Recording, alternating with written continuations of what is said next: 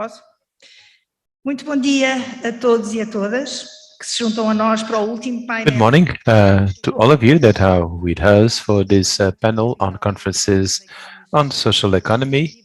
And this is an initiative of the Ministry for Work, Solidarity, and organized by Cooperative António Sérgio and Municipality of Cascais. We also count with a partnership of the University of Coimbra. Today we will focus on the organization of entities of social economy in social and governance terms. We'll start with presentations from two speakers that have worked in this area and that will share with us their views on the topic. We will have Silvia Ferreira. She has a degree on sociology by the University of Lancaster in the UK. She is a teacher at the University of Economy in Coimbra and a researcher. She is co-coordinator of the Masters in Social Intervention, and at the Center for Social Studies, she coordinates a project on models for social companies in Portugal. Her research has focused on the reform of social security, the third sector and social policies, social entrepreneurism, and solidarity economy, social companies, voluntary work, and governance via local partnerships between the state and the third sector. And without further ado, I would like to give the floor to Silvia Ferreira.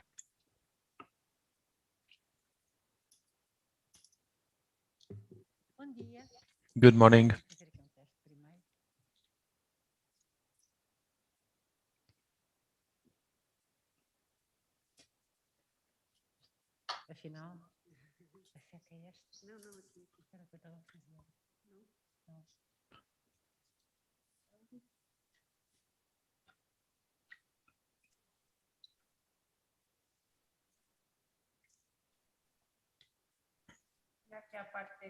Enquanto eu posso começar enquanto tentam resolver. Ok. Então, bom dia. Well, good morning once again. It's a pleasure for me to be here with you. I've been participating remotely. I was not here yesterday, but I found the sessions very interesting, and I hope that the session will continue to be interesting, at least as far as I'm concerned.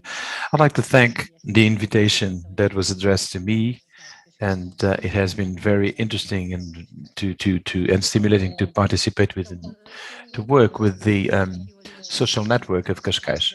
What I bring you here today is the result of the Times research project, and why I've been longing to work on this project for some time, and because with regards to research and in Europe and in the academia, this debate on social companies has been going on for a while. We didn't have the opportunity to do this piece of research here in Portugal, and we are coordinating this with research in Europe and with other international models. This is a concept that in Portugal has this presence with regards to the international situation. It has a certain amount of research and also of policies that have been implemented here in Portugal. This was not a known concept, and it was a kind of a sort of a doomed concept because of the tensions and the debates it generated. And for instance, it was discussed in a draft law, and people actually could not see eye to eye in the definition of this concept. And then we can actually see the fears around this concept. My idea is that no, it can mean something very interesting for organizations of social economy. And this also justifies our presentations, the debate, and the roundtable that will follow. This concept not only tries to define certain types of organization, but the approach that is used is also useful to understand social social economy organizations. It's also useful for these organizations.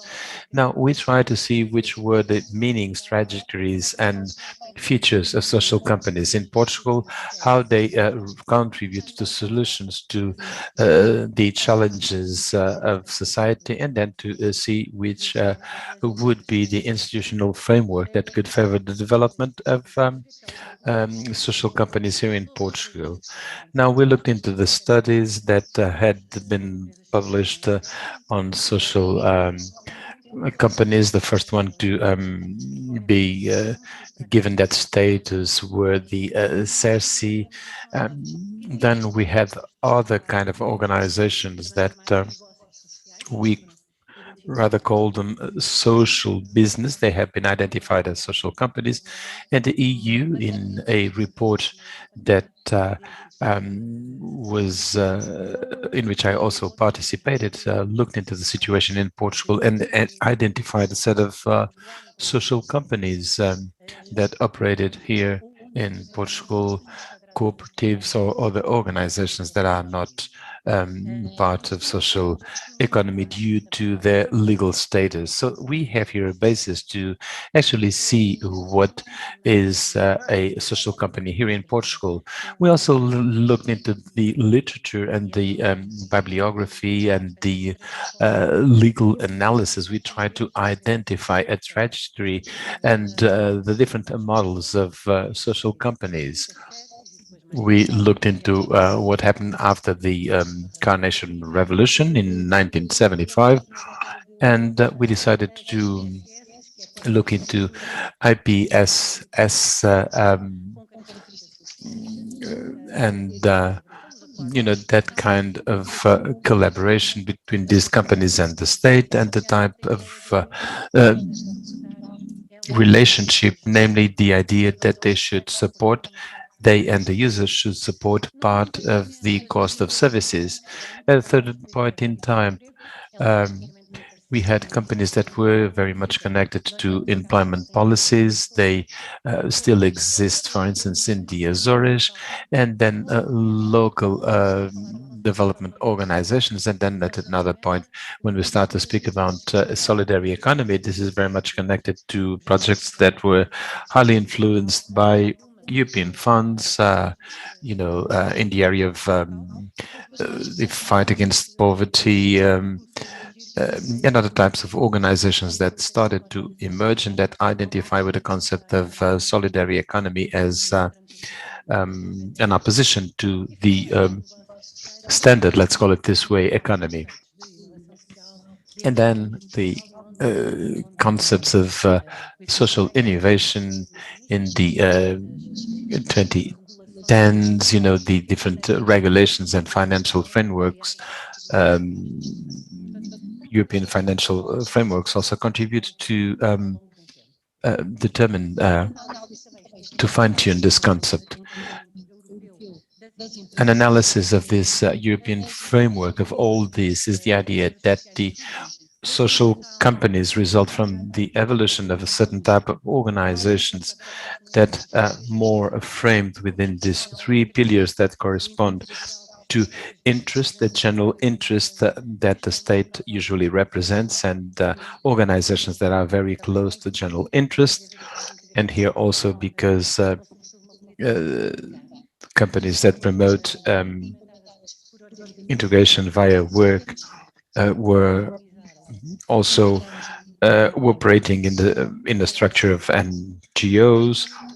Mutual interest is where we find organizations that are created in a perspective of self-aid, but that then evolved with elements to that are targeted to a general interest.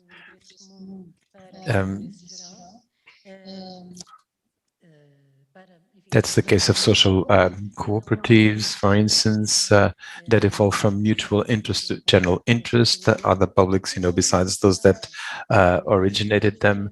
Then another evolution that we can frame in this rationale of common interest in the perspective of alternative economies and use of capital and the market in a different economy, which is companies of the solidary economy, and then companies that are that we call social business.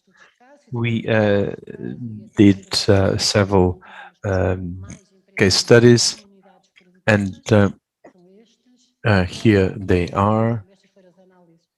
And these were the indicators that we identified, the dimensions and indicators that we identified in the social de origin, whether it is individual or collective, the concept of social entrepreneurism is here in this area. Actors, the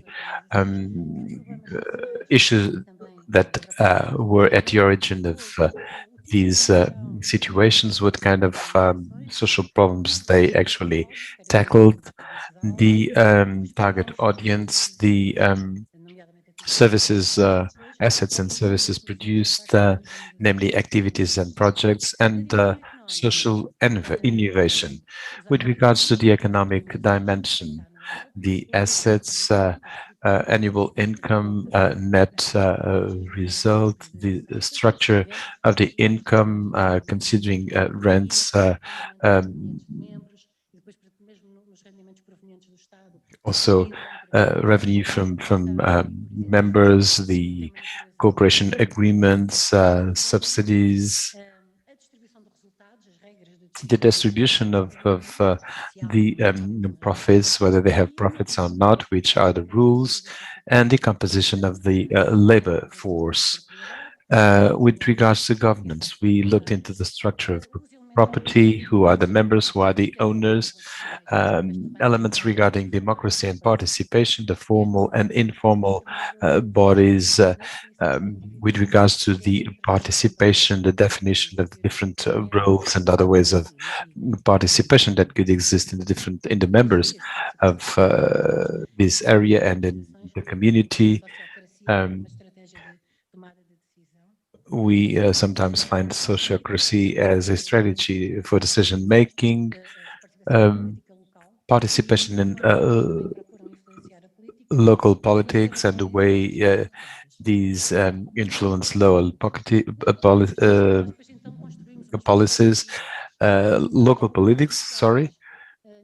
Then in social cooperatives, with regards to the social dimension, the tradition is usually a mutual or an ethical one, origin in workers or citizens. The mission is usually social or environmental, and we have limitations to the distribution of earnings, and that could actually happen in a cooperative manner. With regards to the economic dimension, very strong amount of resources, commercial activities that are related to the mission. With regards to the governance, say general meeting, one person, one vote, and multi-stakeholders, where we have several types of stakeholders. Some belong to the bodies of the organization, or they participate in some way in the organization. Non-profitable entrepreneurial organization. Its origin is in groups of citizens, partnership with the state with regards to social protection, and earnings are not distributed. There is a diversity in the sources of resources, pressure for business, commercial activity that is related with the mission or activity. With regards to the governance, we have participation bodies, but this participation is limited because we have a professional decision making. This is why we have low levels of participation in these organizations. With regards to social companies, we've identified at their origin a mutual origin in habitants, citizens, or workers. Sometimes these are also created, these productive units are created by other organizations, or they work together with other organizations of social economy. In terms of economic activity, the productive activity is what actually results from the mission. It generates resources with the sales by the selling of products and services at market prices. With regards to the governance, some of these organizations depend from a parent organization, and they also participate in autonomous organization. With regards to solidarity economy, a strong anchorage in territories, a community and ethical tradition, distribution of surpluses is possible, but there are limitations with regards to the economic dimension. Alternative concept of economy, reciprocity is also present. Sometimes, there are exchanges. We have exchange banks, alternative coins, social coins. A lot of importance is devoted to financial independence. They don't want to be absorbed or controlled by other institutions such as the state or other companies, and commercial activity is related to their mission. With regards to governance, corporation-like operation, they have democratic mechanisms with regards to the participation of their members. We have general assemblies that are open to the participation of all the members, and they participate in the community. They try to participate in the local decisions. Social business, a very big weight of the entrepreneur, a very big importance of the entrepreneur, of one entrepreneur, a private tradition regarding their activity, and perhaps there is no limit to the distribution of surpluses because they can operate as a commercial entity. Sometimes we have the idea that we can actually distribute surpluses, and this is looked at as a very positive situation. With regards to the economic aspect, they want to start with subsidies, and later on they actually gain sustainability in the market. Governance depends on the way they are organized, and in the case of companies, social companies or commercial companies, it depends very much on the way the capital is organized. The entrepreneur plays a very preeminent role. The roles of social economy with regards to tackling social challenges. What kind of social challenges do these institutions try to respond to? We give a lot of importance to the fact that these social companies try to change policies in some way. We've looked into several areas of sustainability and environment, culture, social inclusion, employment, employability.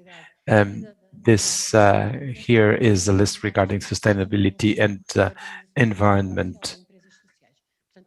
So it was also very important to work in this area because sometimes people do not associate these kind of companies, this kind of entities to sustainability and to the environment.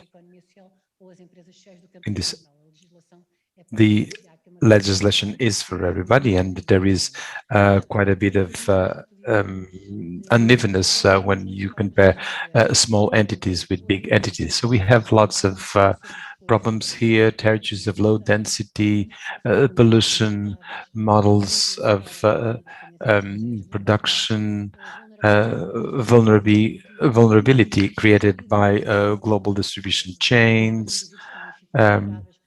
Individuals are vulnerable because they specialize in certain activities, individualization, and dependence of the wage society, lack of information and awareness on the side of people. How do we solve this, or at least the ones that we studied?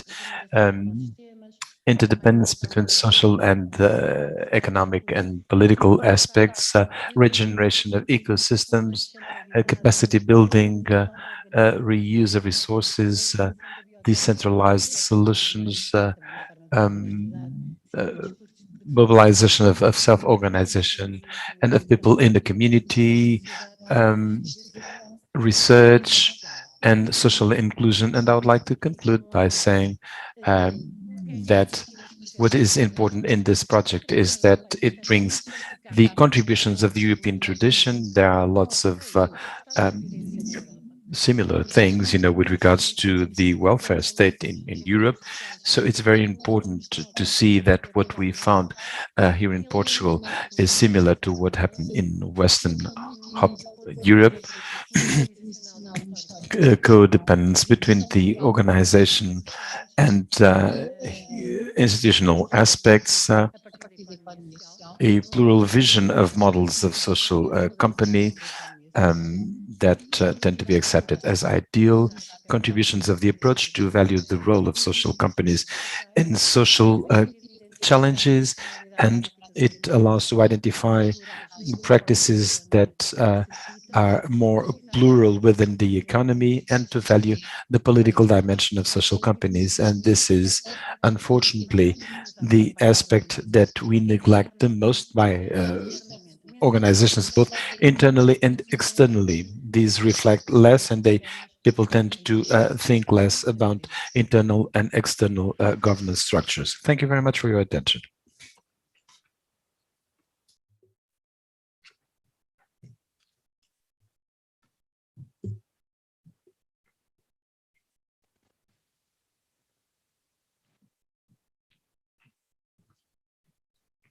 Muito obrigada, professora Silvia Ferreira, pela sua apresentação, e vamos seguir agora dando a palavra à doutora Liliana Ávila, professora auxiliar convidada da Universidade de Aveiro. Desde 2012 tem colaborado em vários projetos a nível regional e a nível internacional nos domínios da inovação e do empreendedorismo social, dos quais se destaca o projeto CEFORIS, financiado pela Comissão Europeia. No âmbito do CEFORIS foram entrevistadas 1000 empresas sociais de vários países da Europa, Rússia e China. Foi responsável pela recolha dos dados em Portugal. Conduz a investigação na área das empresas sociais, com interesse especial no estudo das estratégias de operações. Doutora Liliana Ávila, por favor.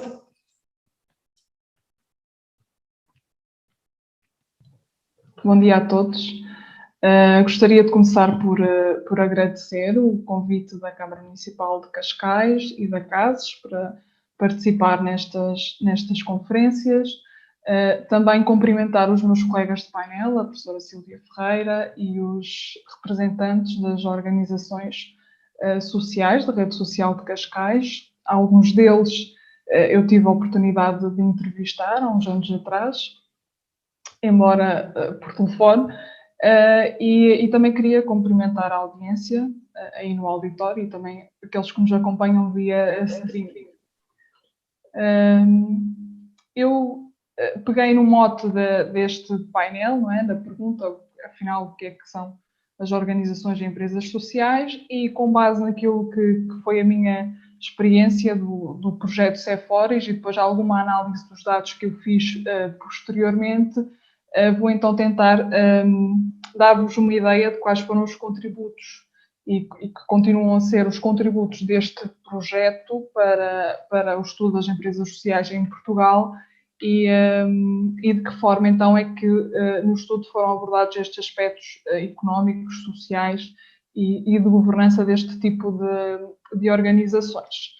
A minha apresentação vai ser mais gráfica, fruto talvez do meu background em engenharia e gestão industrial, portanto será assim mais quantitativa, mas vou tentar.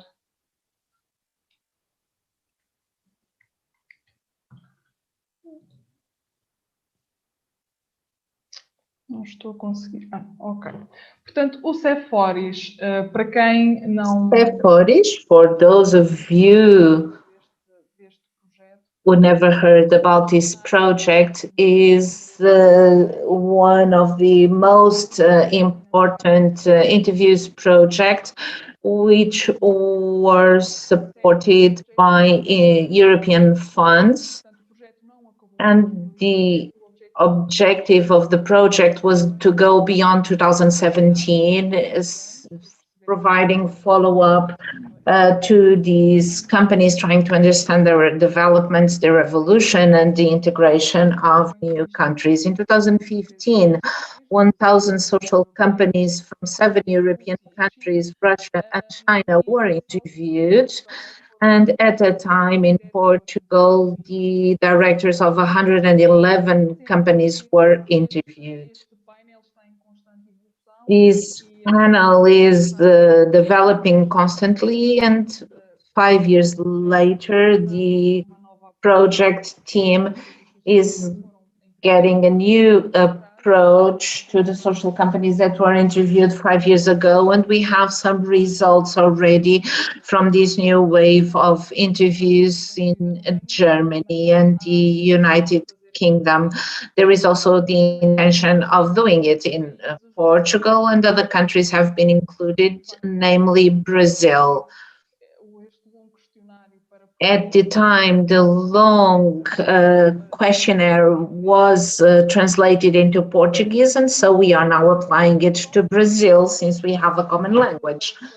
The concept adopted for the selection of the organizations was based on 3 main aspects, or criteria, if you will. First of all, the concern that these organizations would have a social mission.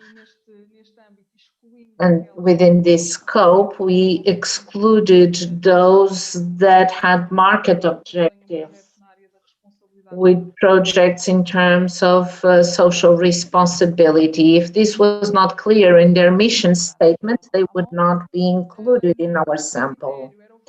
Another criteria has to do with the fact that they needed to have at least 5% of income generated by the organization. Even though we had thought that it should be a higher amount, but due to the legal restrictions that we had to face, we had to consider only 5% of income, because we needed to bear in mind the legal framework in the different countries so that a sample could be comparable and translate the reality. The third criteria would be the fact that at least one of the FTEs of the workers, one of the workers would be full-time working. In the first part of my presentation, I will be showing some of the data from the social companies interviewed in Portugal. And I will make some comparisons with other countries, and I will be providing also the details to our report so that you can consult it at a later time in the website of our project, and also the report with the results from all countries involved. I will also be showing some of the results based on a further investigation and trying to understand the different types of social companies in Portugal. So as I told you, we interviewed the directors of these organizations, and in the majority of the cases, they have a background in the field of social studies. and also backgrounds that would be more connected to the market or the commercial area. The majority of them are women, and the average age is 46, and most of them have higher education, a degree, a university degree. Regarding these organizations, we would start our interview by asking in an open question what was the mission of the organization, and then we would consider that description in order to understand what was the social focus or the economic focus. Also, in terms of geographical coverage, what would be the area they would cover. From the perspective of the social and economic focus, we wanted to understand if the objective was to have a social shift, a social change, and we have understood that there is a medium to high focus on social, bearing in mind not only social matters but also environmental matters. In terms of concerns and the focus on the economic area and financial feasibility, it was slightly lower than the social focus. And comparing to other countries included in the project, Portugal, the social companies in Portugal are those with a lower economic focus comparatively. Regarding the geographical coverage and social changes, these companies are much focused in the regional and national areas, trying to bring changes to specific communities or specific groups of people, more specifically. We also asked the directors of these organizations regarding the strategy they had regarding social impact, if they would focus only on income generating activities, in what measure would they continue to have a social impact through those activities? And in the majority of the cases, we considered that there was a big alignment between generation and the impact, social impact between 4 and 5. The alignment would be between 4 and 5 regarding the activities. Regarding the sectors they act on, and bearing in mind their specific activities, we try to classify the activities according to the pre-existing classifications and categories for the industrial sector and the social sectors, with some areas of overlapping. Regarding industrial sectors, in terms of their classification, they would operate in the field of education, health and social action, as well as other community and social services in terms of their main activities. And following the social sectors classification, they are more active in the field of development and housing, education and research, and social services.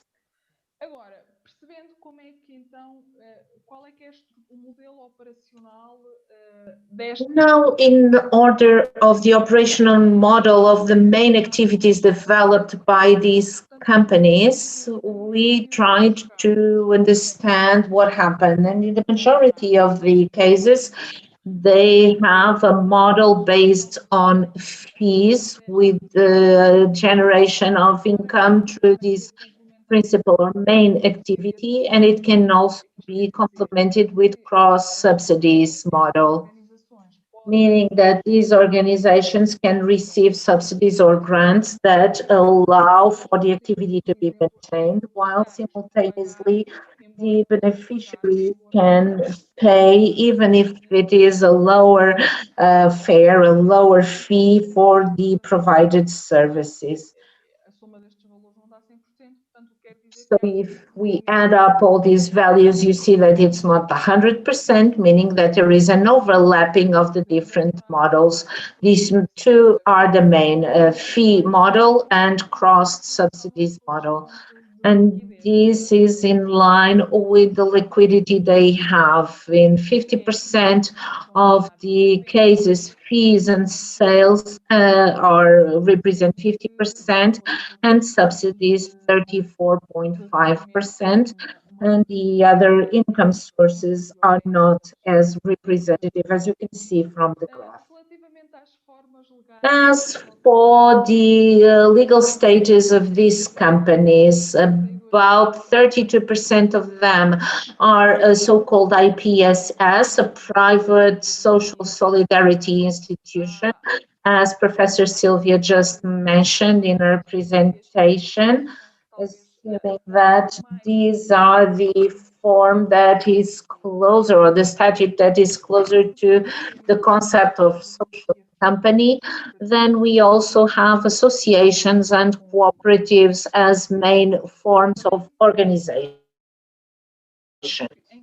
We have also noticed that about 14% of these social companies combine two legal statutes, two legal to do with the business area, and another one that is non-for-profit part of the company. Also, at a time where we conducted these interviews, a lot of them were already have already been established more than 20 years ago, but some others were younger. So nowadays they would be 5 years older than that. So this graph is not updated. Regarding the composition of the governance bodies, most of them, these managing bodies were established according to the law, to the requirements of the law, as in many other countries there is a legal framework. We are talking about small companies up to 3 members, and in Portugal the fact is that the composition of these organization bodies show that at least one of the members is from a company, and only 8% include beneficiaries in their managing bodies. 6% have representatives from the government, 3% with celebrities, Portuguese celebrities, and in 50% of the companies there are other types of members. So these are the immediate results obtained directly from the questionnaires, from the interviews. After the project, I've tried to explore these results further because we had unique data collected from our interviews with a representative sample of this type of companies in Portugal. So it was a unique opportunity to try to understand the types of organizations that exist in our country, and in a more quantitative manner, because the majority of these studies study some case studies trying to understand what is the ideal type of a social company.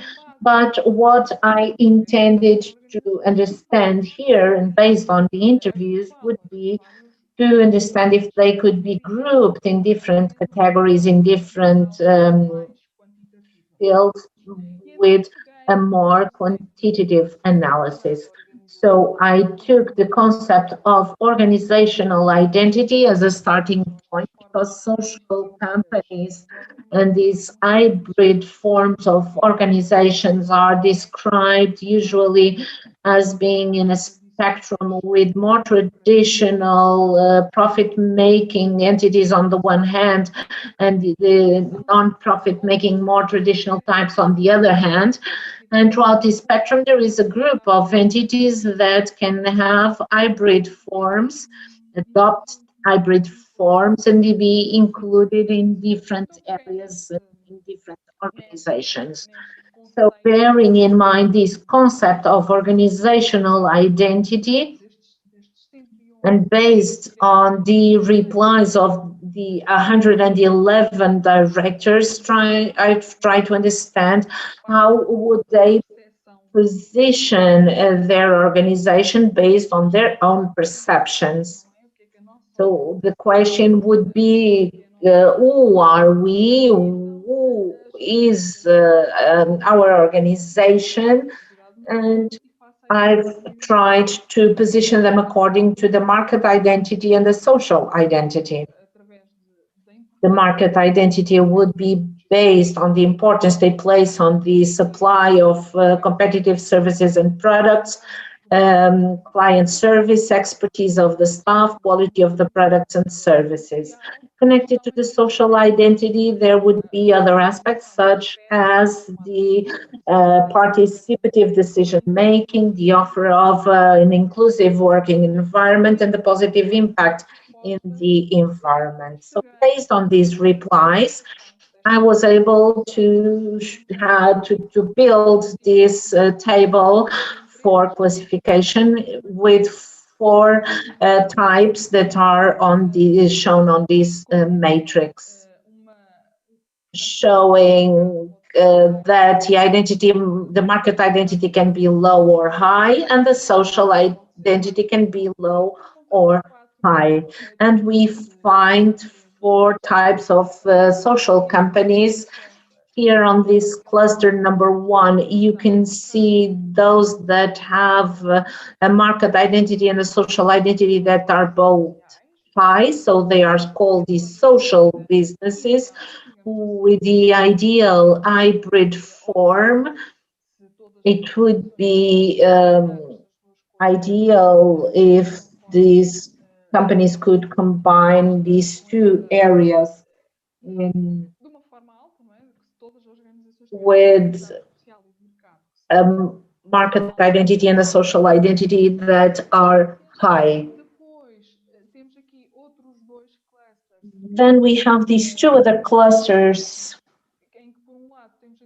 where on the one hand we have those with a high market identity and a low social identity, the so-called more than profit businesses,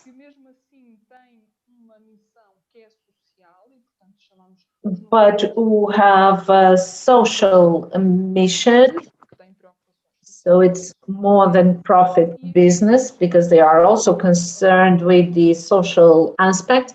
And on the top left, you see enterprising non-profits because they have a high social identity and a low market identity. And finally, we have cluster number 3 with organizations that, according to the defined criteria, have a social concern. And when they are asked about the importance they give to that fact, the social identity is low and the market identity is low as well. So in strategic terms, they are not well in line and they need to rethink their strategy. Going a little bit further on this analysis, I've tried to understand if within those 4 groups, those clusters that we found, would there be any difference regarding the social, financial, and global performance? And we asked the directors how would they classify the company, what was their perception, the perception of the directors in terms of the classification of their performance at the social, financial, and global level. After this analysis, we understood that the companies included in cluster number 1 of social business would have higher levels or more satisfactory levels of social, financial, and global performance. The directors assumed and perceived that, in fact, they had a more satisfactory performance comparing to the others.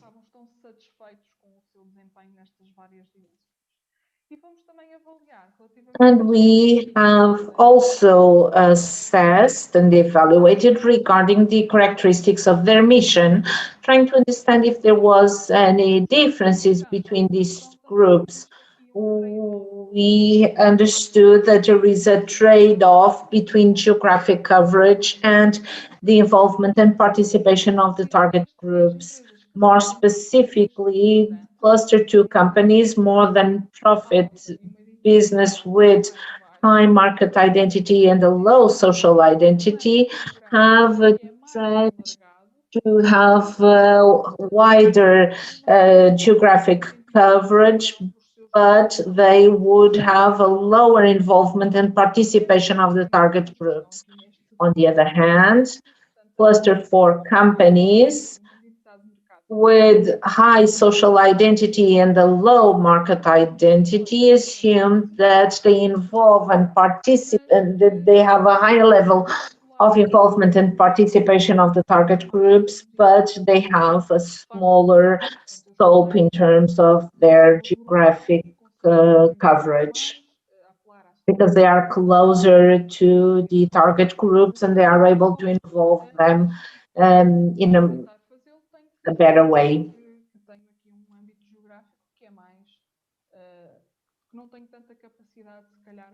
But they are not able to escalate their solution, so they have to be more restricted in terms of coverage and location. We've also tried to test if the social sector and industrial of their activities would have an influence on these different categories, but we didn't find any noticeable results. So regardless of the sector they act, they can be on any one of these clusters in the matrix. So we believe that this might be useful for the companies to try and understand the different dynamics and what the clusters where they are located or positioned.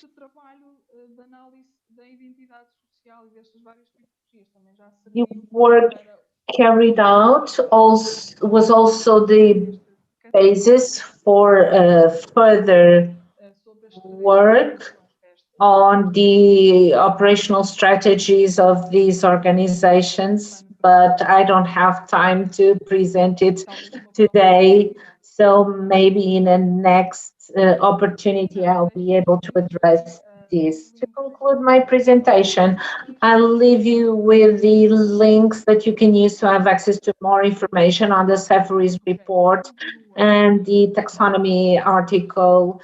This is a project that is still alive and is continuously being updated.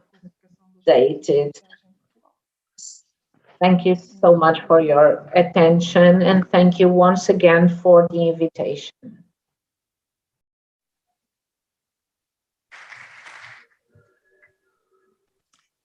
Muito obrigada à doutora Liliana Ávila pela sua apresentação e vamos seguir nesta viagem pelo mundo das organizações e das empresas sociais. Vamos agora avançar com um momento de conversa sobre o tema com as organizações da Rede Social de Cascais, pelo que chama ao palco os oradores e as oradoras do painel que irão partilhar as experiências das suas organizações e a sua perspectiva sobre o funcionamento e desafios de gestão destas entidades da economia social. Mafalda Morgada, da Fundação O Século, Rosa Neto, da Cercica, Isabel Miguel, da Santa Casa da Misericórdia de Cascais, Frederico Costa, da Sea Agency e Cristina Boton, da Cozinha com Alma. Se faz favor. Para moderar esta conversa, temos aqui connosco, mais uma vez, a doutora Sílvia Ferreira. Muito obrigada e até já.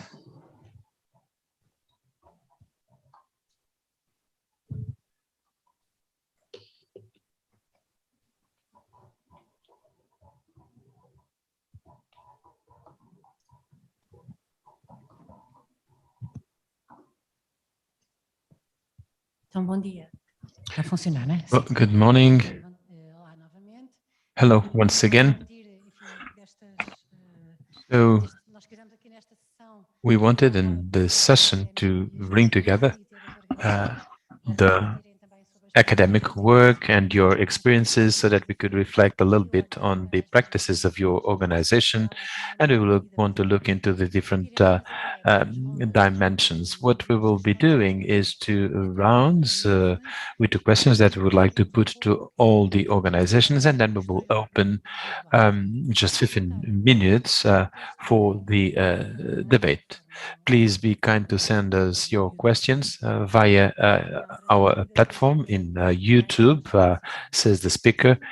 That will be sent to me, and I will then put them to the participants. Without further ado, I'd like to present the organizations and the people that represent them. Mafalda Morgado from Fundação Século. She's a clinical psychologist, a master in psychology, a specialist in the clinical and health area, in the social area, in the area of organization. She has a degree by the University of Lisbon, started to work for the Século Foundation, and she remains connected to the institution and has developed several projects. Over a few years, she started to hold the office of technical director. She was a representative at CPCJ of Cascais, and she represents the organization in different platforms. She is a member of the Psychologists Association. Rosanet has a degree in psychology, general director of CERCI. She is also the chair of the Committee for People with Deficiencies and Handicaps. She's a member of FNACERCI, FNACE, FNACUP. She has been working for the last 45 years in the area of inclusion of people with handicap, and she promotes the capacity building of people with special needs. Isabel Miguel, she has a master in gerontology by the University of Salamanca. In 1995, she helped to implement all the social areas of Santa Casa da Misericórdia and the Portuguese Foundation for the Study of Drug Addiction. She is the chair of the board of directors of the Portuguese Foundation for the Addiction. Frederico Costa from the Agency of Social Entrepreneurs. He is the chair of this agency. He has a master's in economy. In January 2021, he was awarded Prize Antonio Sergio, and he has a post-graduation in branding. He has attended an executive seminar in the marketing in Columbia Business School, New York. Cristina de Bouton from Cozinha com Alma. She is the chair and co-founder of Cozinha com Alma. She has a degree in landscape architecture, and he has worked with Bartels and Almeida Cabral, and she's been working as a freelancer since then. She also manages a property in the Alentejo. And I would like to conclude the presentation of all the members of the panel. I'd like to give the floor to our guests, to the members of the panel, with regards to the questions that we put to them. Which are the critical factors for success that exist in your organization, considering governance and social aspects? And you have 4 minutes for your to answer this question. Good morning to you all. Once again,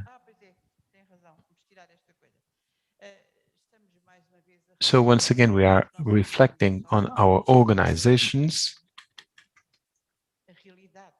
the reality that surrounds us, and the wish that we have to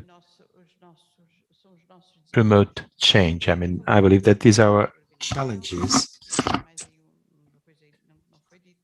I'm sorry, but the speaker is speaking very far away from the microphone, and we have some difficulty hearing what she's actually saying.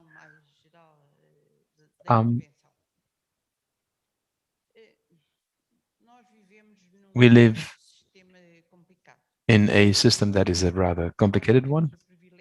We have the privilege, and I believe that we will be united in this panel because we are living in a district that decided to do something better, for citizens. I don't think it's. I mean, this is for all of us. And while we have this perspective of doing things for others, and Misericordia is a very big institution, I believe that we have a factor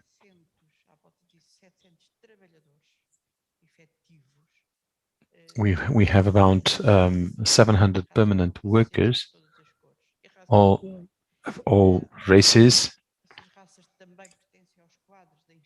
and they all belonged to the staff of the institution. We try to be an inclusive institution. We try to be an institution in which with which we identify ourselves. I always think that I want to slip in any of the beds that are available in my institution. And this is something that changes the way we do things throughout the years. Of course, we have issues such as sustainability, governance, money to pay wages at the end of the month, and we depend from many things upstream. The state, the way the central services of the state pay for our services. We don't get subsidies, they pay for our services. This is a change, a wording change, but it is important. We have volunteers. Volunteers really need to be volunteers. I have the possibility of being a volunteer. If I did not have this possibility, maybe I should be doing something else. But we have many other things that we actually need to do on a daily basis. I believe that our institutions need to abide by the law. Otherwise, we shouldn't be doing things. And we need to set an example. And abiding by the law is very difficult because the assessments that we have upstream make it very difficult to be sustainable. The oldest organizations have more difficulties because the dynamics, we need to have a dynamics, and people have the right to work for social institutions, and they are not they do not have a lower citizenship status than others. It shouldn't be so. And when younger people feel that meeting one's obligations and abiding by the law increases costs, they will certainly consider working elsewhere. Thank you very much. I'd like to move to architect Cristina de Bouton. Good morning, everyone. Thank you for the invitation. And maybe I should kick off by saying that the critical aspect that I feel is important in an organization is to have a clear definition of our mission. Cozinha com Alma is a social takeaway. It's open to everyone, to the public, and it supports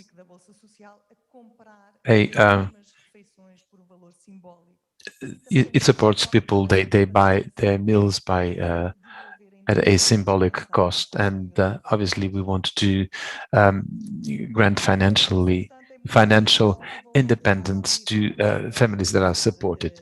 In order to achieve this, it's very important to involve all the community, from the public at large, because when they buy, they are helping the partners, different stakeholders. The business is a sustainable one. During the last 10 years of our existence, which is since we started, we've been a profitable institution, and this allows us to fulfill our mission and have an impact. We make available 2020 meals every day to families in need, and this is obviously critical for our success. We've created jobs. We've created 28 jobs. I believe that this is very important. It is very important to motivate these people. They need to feel that their work belongs to the mission, and that they work to fulfill our mission, the mission of Cozinha com Alma. It is very important to have internal communication so that we all understand what we do and that we motivate teams, because it's people that make a company, whether it is a social company or not. It is very important that people want to do things right and with quality. One reason for our success is quality in the meals that we provide, in the support that we give to families, quality in communication, and generally speaking. All this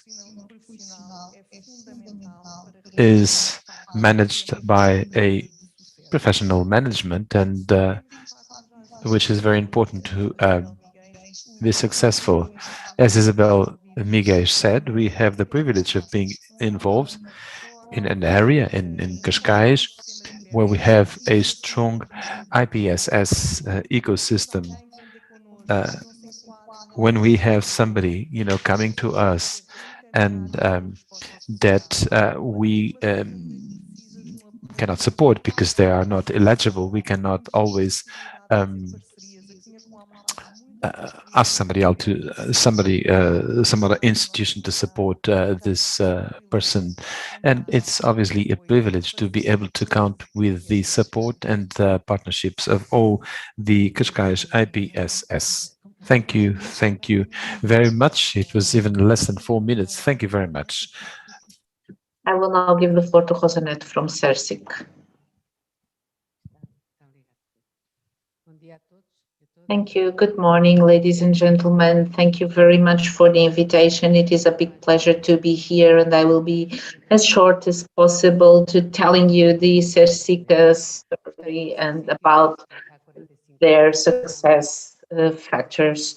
We started 35 years ago with 15 students, and we provide support to 2,000 people, showing that in fact there was a big growth in the 45 years of existence, and this would not be possible without our partners who helped us to help providing support to families, and also the municipality and some other companies in Cascais.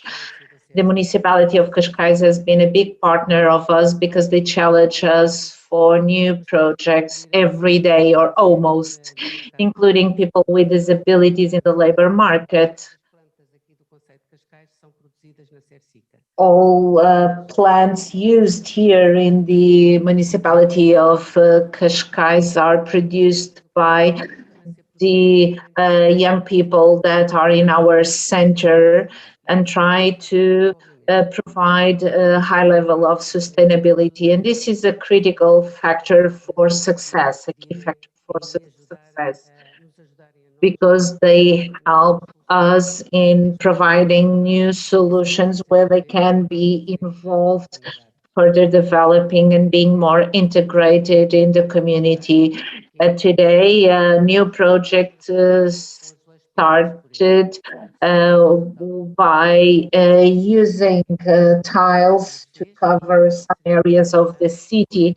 And this is a partnership with the municipality and with EDP, and this provides a high level of visibility to the work they develop and to the abilities they have. We also provide vocational training because it's important to work for the community, not in a closed manner. CERSIC from the 90s started coming out of its comfort zone. We went to Europe, we studied some of the best practices and applied them in Portugal. The first integration company was for home support. There was a need in the municipality in this area. It was not our main focus, but nevertheless, we thought that it would be a good project. We integrated 6 people with disabilities, and I think it's the only company providing this type of home support. And now they are my colleagues. They work in the field. They did a vocational training and they were integrated in this social company as workers, regular workers. It's an integration company, and we are able to have them as a staff member. Another company is Serplant, Serjardins, which provides different types of services in building and maintenance of gardens. All the added value and the income from these companies are reinvested in the social sector. We are able to provide jobs to people with disability, but it also provides sustainability to CERSIC to work on different opportunities and possibilities for people with disabilities in different areas and activities, rugby, dance, music, horsing, sailing, horse riding, sailing. All these activities are all on offer because we have the sustainability provided by the other areas of our cooperative. Another key factor for success is the CERSIC team. We have lots of people who are entrepreneurs, and they see that any people with disability is entitled to the same rights as any other people in the society, and they participate and are involved in providing more sustainability to CERSIC. I will now give the floor to Frederico Costa, the Agency for Social Entrepreneurs. It's almost female panel. The majority of the people working in the social sector are females, are ladies, as we know. So it's a pleasure to be here amongst all these ladies. And I think men account only for 10 to 15%. We have 32 people in our organization, which was established 15 years ago. And social businesses were not known at the time, and it was it's a big pleasure to be part of this movement. And in terms of our key success factors, are based on thinking outside of the box. When we started, we were not open to these new possibilities. So we have 32 people nowadays. We've grown quite a lot, and we try to provide an economic integration to people, underprivileged people. We cover the country from north to south. We work in different companies and plants, and we try to work as close as possible to the communities in social housing neighborhoods, in the historical center, trying to involve as many people as possible. We've started with people with low income and also with training deficits, but we are covering ever more people nowadays.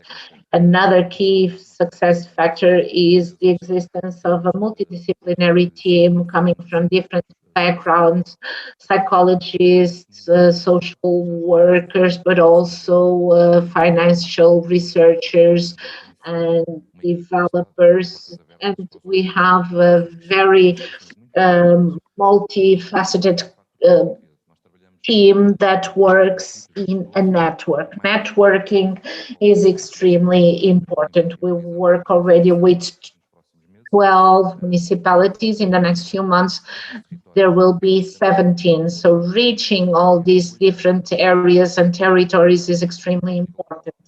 And we contract people at the local level. So we have experts in the local area providing different types of support. We debate case studies, and we are able to bring the examples, the good examples coming from other areas, trying to select the best practices. Nowadays, we are covering around 12,000 people that are integrated in the labor market. So we are also responsible for this matching the right people to the right job. 70% of the companies in Portugal are SMEs, so we involve them and we work with them at a local level, but we are also involved in international networks, and our partners sometimes are surprised by our work because we provide advisory and consultancy, but we work also at the micro level, and the work we've been developing in the last few years has helped us growing. We provide support also and training also online, reaching Angola and Cape Verde.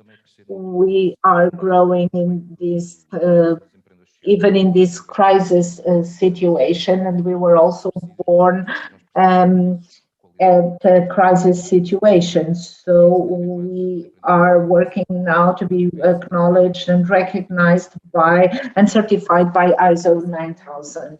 It's very good to see this type of developments. I give the floor to the representative of Século Foundation with Mafalda Morgado.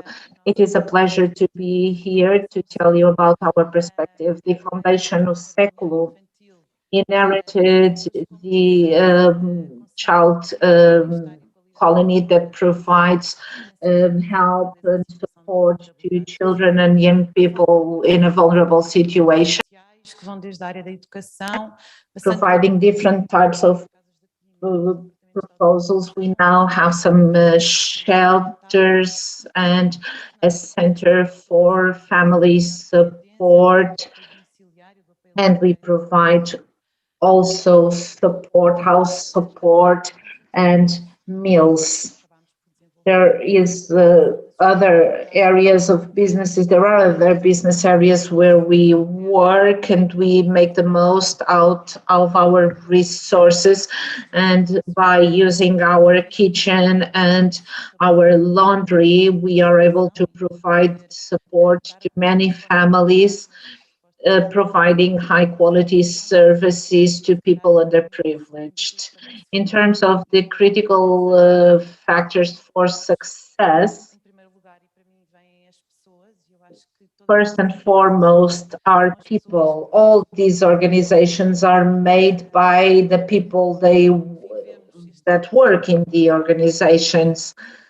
This recent past and present situation of pandemics shows exactly that. In Século, we had services that could not stop, and we counted on the first line, people on the first line that did not give up, and they were always available to provide the services, very willing to do so, not putting it risk the services that need to be provided to people regardless of the difficult situation.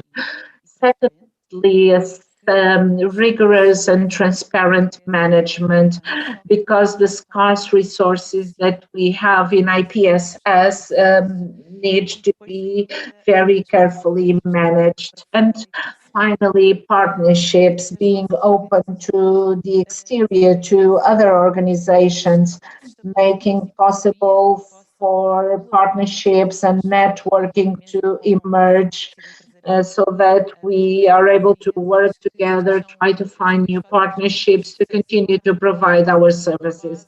So these are the three main key factors for success. But of course, we also need to have a solid values in our mission and in our foundations. Thank you very much. I still have 1 minute to sum up everything that has been said. We've understood that there is quite a bit of an identity among the different organizations that are here represented. Obviously, they have listed a set of critical aspects, and they draw the attention to the fact that the institutions have generated jobs, the target audiences are growing, a management that is accurate and transparent, technical cooperation between the members of the team, the presence to an ecosystem of private institutions of social solidarity among the different sectors, and the growth of the organization that is also seen in all of them. And this has very much to do with the overreaching capacity of their operation, inclusion via jobs, open work to the community, the employment of less privileged people, the support from the municipality, the relationship with the municipality, integration in the economy, multidisciplinary teams, and local roots, which leads to the understanding of local problems and of the locals, participation in international networks, the use of digital technologies to reach more people, more audiences, and more geographical and more places. And these were the elements that have been mentioned by the different organizations. I don't know whether the public has any question. please be kind to put your questions either here in the room or via the chat. Now, what kind of strategies are currently being implemented in your organization? Maybe I should start with Mafalda Morgado this time. Well, I was thinking I was going to be the last one, but I think that, when we look into the critical factors for success and our main concerns in terms of management, this has to do with the commitment of the teams, the creation of the teams themselves, the capacity to actually give them the tools and involve them in the life of the institution and the development of the institution. Also, at the level of innovation, I think we should use all the management tools to allow for a more rigorous and more transparent management. And this means adopting a set of tools that will allow us to free people, and this was mentioned yesterday, for what is essential, and that is to actually care for people. And our organizations are social organizations, and they actually are devoted to people, and we need to use our time to care for people and not to do bureaucratic work. So the more management tools we can use, the better. Right now, we are trying to promote an economy that is more sustainable, and a part of the green economy is has to do with using, photovoltaic panels. We have two electric cars, and these are resources that are more sustainable, and of course, it's better for all of us.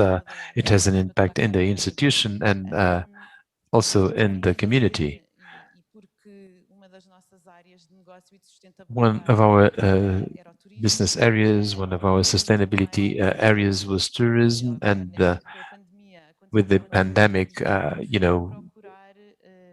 we all know what happened, and we're trying to use social networks, marketing, and the possibility to communicate all we are doing. And this is why we've been launching a series of campaigns,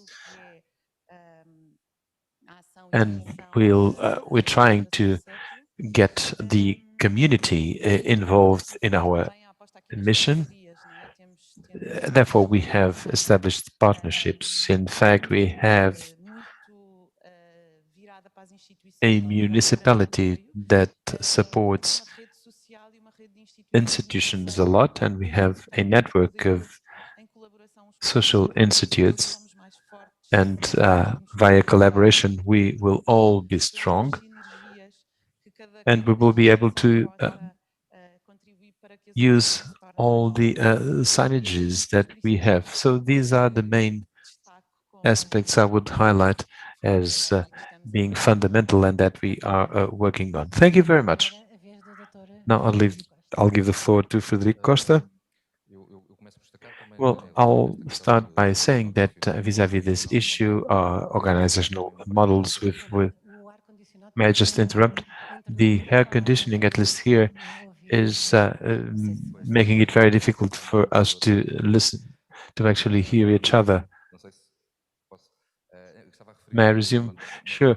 Well, one thing that we've done is to get certified ISO 9001. We started this process 2 years ago, and it also helped in the part of normalizing procedures. We have a national network. We have technicians from different areas, and our objective is to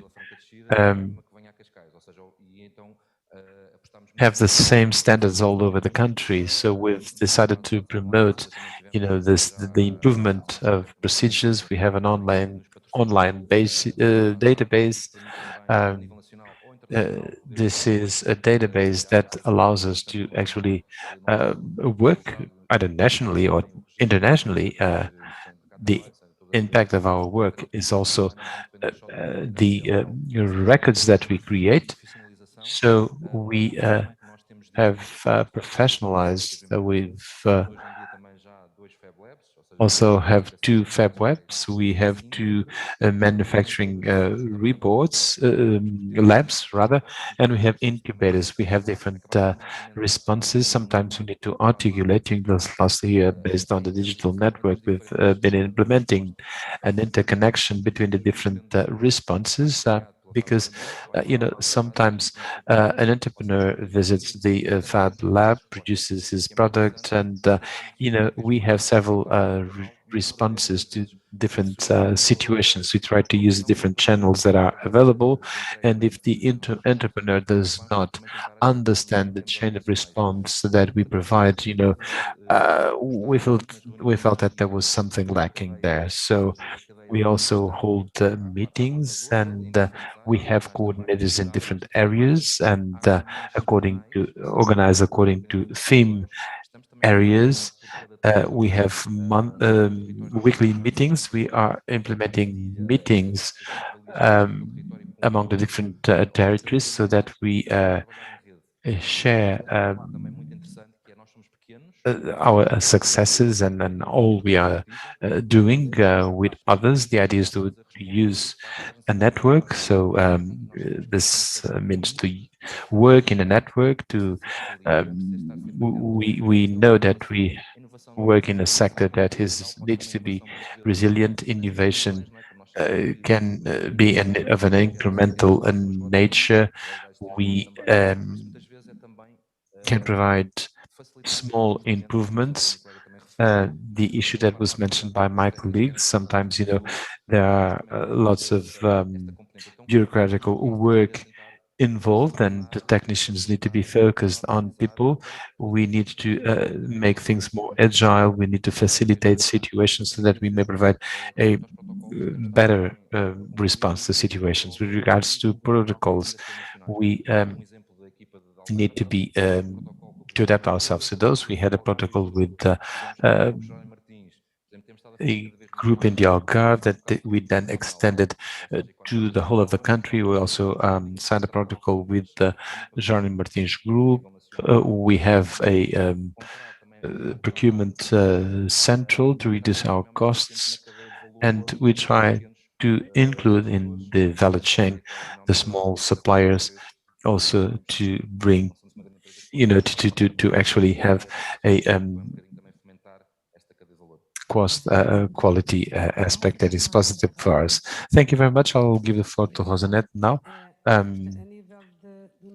With regards to our strategic plan, we've defined for the period between 2019 and 2022, we need to coordinate the work of Cersica. We grew, and now we need to consolidate all the work that has been developed. This work has to do with all the partnerships that we have established. Working in a network has been paramount for us. We've been working with a network since 2019. And I must say that since the 1990s that we've been working in a network, and we've been adding to this network. We have established partnerships. We've been exchanging services. So it's very important to grow together. IT is also very important. Everything that we now have also incentives from Europe. We've tried to modernize ourselves, especially with regards to the IT. The municipality of Cascais has given us PCs and tablets so that we could work with young people. This one of the positive aspects of this pandemic. We need to understand that some of these people, although they have an intellectual deficit, they are actually capable of working with new technologies, and technicians had the capacity to innovate, to work with them remotely during the lockdown. And it was very interesting, and we will continue to increase this area. We've participated also in an European project, and we learned to create new tools to be used with young people to motivate them, not only at the level of professional training, but also at the level of their occupational process. So we are increasingly focused in people, and we have the capacity to take the best out of people, to create other ways in which they can develop their capacities in a productive manner and that they feel useful to the community. I'd like to just say one thing with regards to photovoltaic energy production. We've been working in that area together with the center that we've opened in São Domingos de Rana.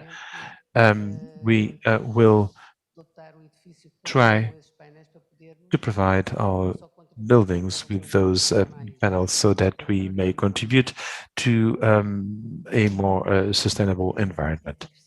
Thank you very much. Now, architect.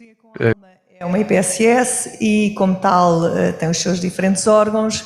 Tem a sua... Alma is an IPSS. We have a board that is very active, but we don't want to focus or centralize all decision making. So we have established different committees with external people, and we have a committee for wages, for strategy, and for social matters, so that we can embed different visions in our management, giving an added value and help us in the decision-making process to make the best decisions. We know that the context for the past year was very difficult, and we had to make different decisions. Improving quality also presses us to make decisions constantly and change some procedures. So we've tried to improve our processes and procedures. We work quite a lot in terms of project by establishing teams within Cozinha com Alma and also with external people, with professionals in the different areas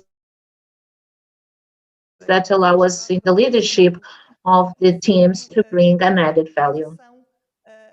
In fact, innovation and the wish to make more and better makes us change our processes, and we constantly strive to improve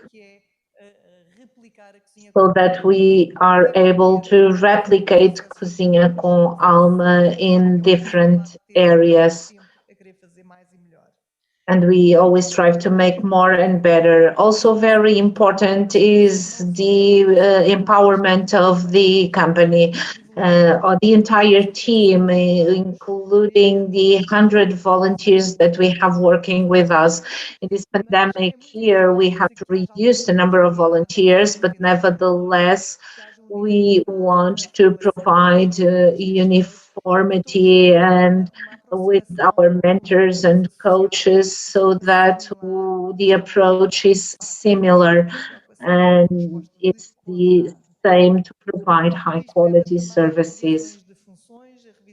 This also leads to revisions and reviews of the system, of the work developed by the different groups, so that everybody is in line. So we share a lot of information so that we are all aligned in the organization. We also integrate in our team and provide support and training to people with disabilities, and this is extremely important, bringing a lot of added value. We don't think that we are helping these young people, rather they are helping us back, showing that there are people with different possibilities outside of our company, and we often realize how lucky we are to have them with us, and we being able to integrate people with different backgrounds in our organization. This is more a lot of what we do with this major concern of not centralizing the decision making and providing training, empowerment, uniform processes to make more and better. Thank you. I will give the floor to Isabel Miguel. Well, I will start by saying what I should have said before. It's great to have such developments, and I know quite well because I've been here for many years. And talking about these things nowadays is almost normal, but it was not so normal in the past. We need to assume this perspective that we work in a wonderful municipality with different institutions developing lots of good work and always striving to make more and better. One of the major objectives that we should all have, and launching this as a matter for motivation, is to consider what was damaged by these pandemics in terms of learning, of the elderly that are more isolated, the young children that had to be away from school. We had a big step back, and this is work that should motivate us for the future. And the network existing in Cascais, the social network of Cascais, should work quite a lot on this. We have received quite a lot of support from the municipality, from Cascais municipality, but we should, in each and every one of our organizations in our daily life, we should reflect on this. And it's been very fruitful for us to work as a network, but we cannot forget all the kids that were left with learning difficulties and the elderly that were that are more isolated now. So this is a big concern that I think that we should consider now in our activities. And we want to develop our work in terms of social intervention with higher quality and being as close as possible to the reality. And reality changes every day, so we need to be very attentive to the reality shift. There are some difficult situations here in Cascais, and it shouldn't be that difficult.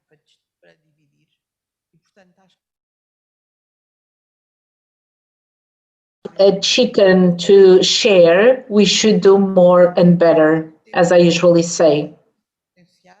We have to make the most out of what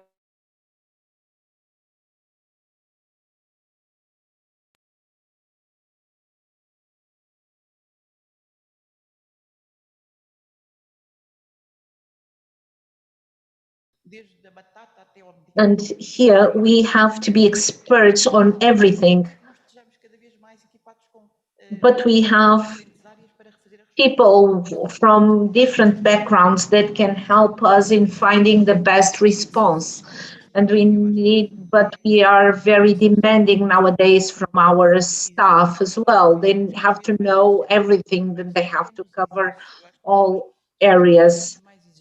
So all these requirements are very positive, and we should continue to fulfill our dreams. And we need to continue dreaming. We are involved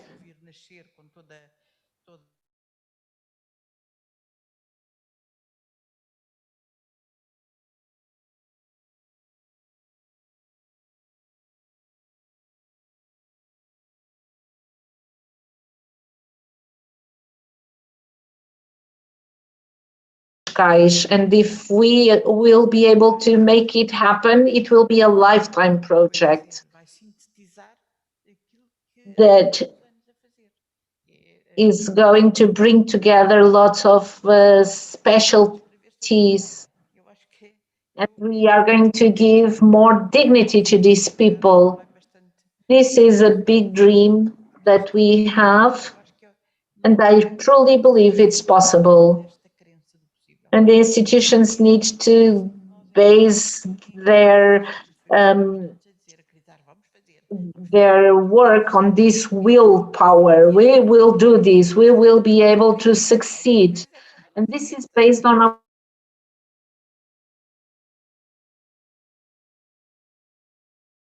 much because we are strong and we believe.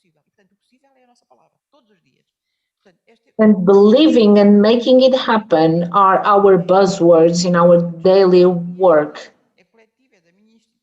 And I'm not talking about myself or my institution. All of us here would think the same.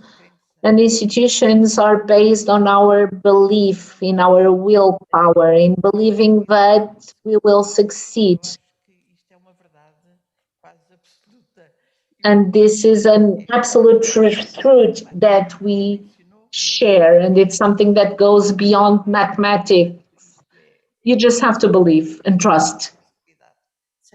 But nevertheless, we need to be responsible. Thank you. We are, I still have some time for some questions, so please don't hesitate. I would like to summarize some of the elements that were mentioned in terms of strategies developed by the institutions, both at the internal level, working and involving their teams, going deeper on the involvement of the teams in Século and Cozinha com Alma, providing more and better capacities and empowerment of their teams, and also the involvement in the decision-making process. The committees established by the Cozinha com Alma. I am very sensitive to governance, and I truly believe that this is very positive. Also, Isabel Miguel talked a little bit about this. Also, the installation and the setting up of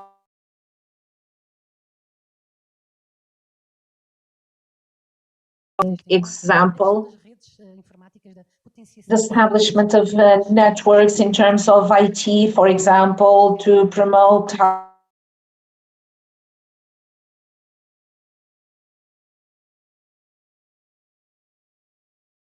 and project management in the organizations is something that was also mentioned by several of the participants. The idea of systematizing internal processes and making them easier to free the team to do something else, to carry out their effective work, much more than having to fill in reports or forms. Cozinha com Alma mentioned also the perspective of growing and scaling up, transferring their processes to other places to continue to grow. And also the issue mentioned by Isabel Miguel of having the social companies as a lobby to provide more and better services. The Cascais network is very cohesive and you work together, and I would like to congratulate you on that. So I congratulate you on this work. Also the need of working together, exercising pressure on different areas to try and fight against the damages covered or the damages that were brought about by the pandemics. We don't have any questions from the audience, and we will be moving forward to the second part of this panel. Apparently there is a question. I'm afraid we cannot hear the question without the microphone. We apologize for that. Bom dia, isto não dá. Aí já dá. Bom dia, Luísa Cipriano, Câmara de Cascais. Luisa Ciprian from the municipality of Cascais. I would like to thank for this opportunity of having different institutions sharing their ideas, institutions with which we work on a daily basis. Professional management was mentioned. I think that's very important. The social network is now 20 years old, and I believe that there's, this component of involving the community. Many organizations were born out of the, I would say, the organization of the community itself. People got together, then they decided to create a private institution of social solidarity, and they started to deliver services. And in fact, we need to involve the community, and because today management of these institutions face tremendous challenges, and they are accountable for that. We're speaking about private institutions of social solidarity. We're speaking about people that emerge from the community, to actually accept this role, and they were not trained for that. So I think that we need to look into institutions not only as service recipients, but also as people that need to be accountable for what they are doing. I don't know whether all the organizations feel things in this way. We feel the need of an involvement of the community in a very effective manner. I believe there was another question. Apparently there are no more questions. Okay, would anyone like to comment on this? Legitimacy also results from the capacity to involve the audiences.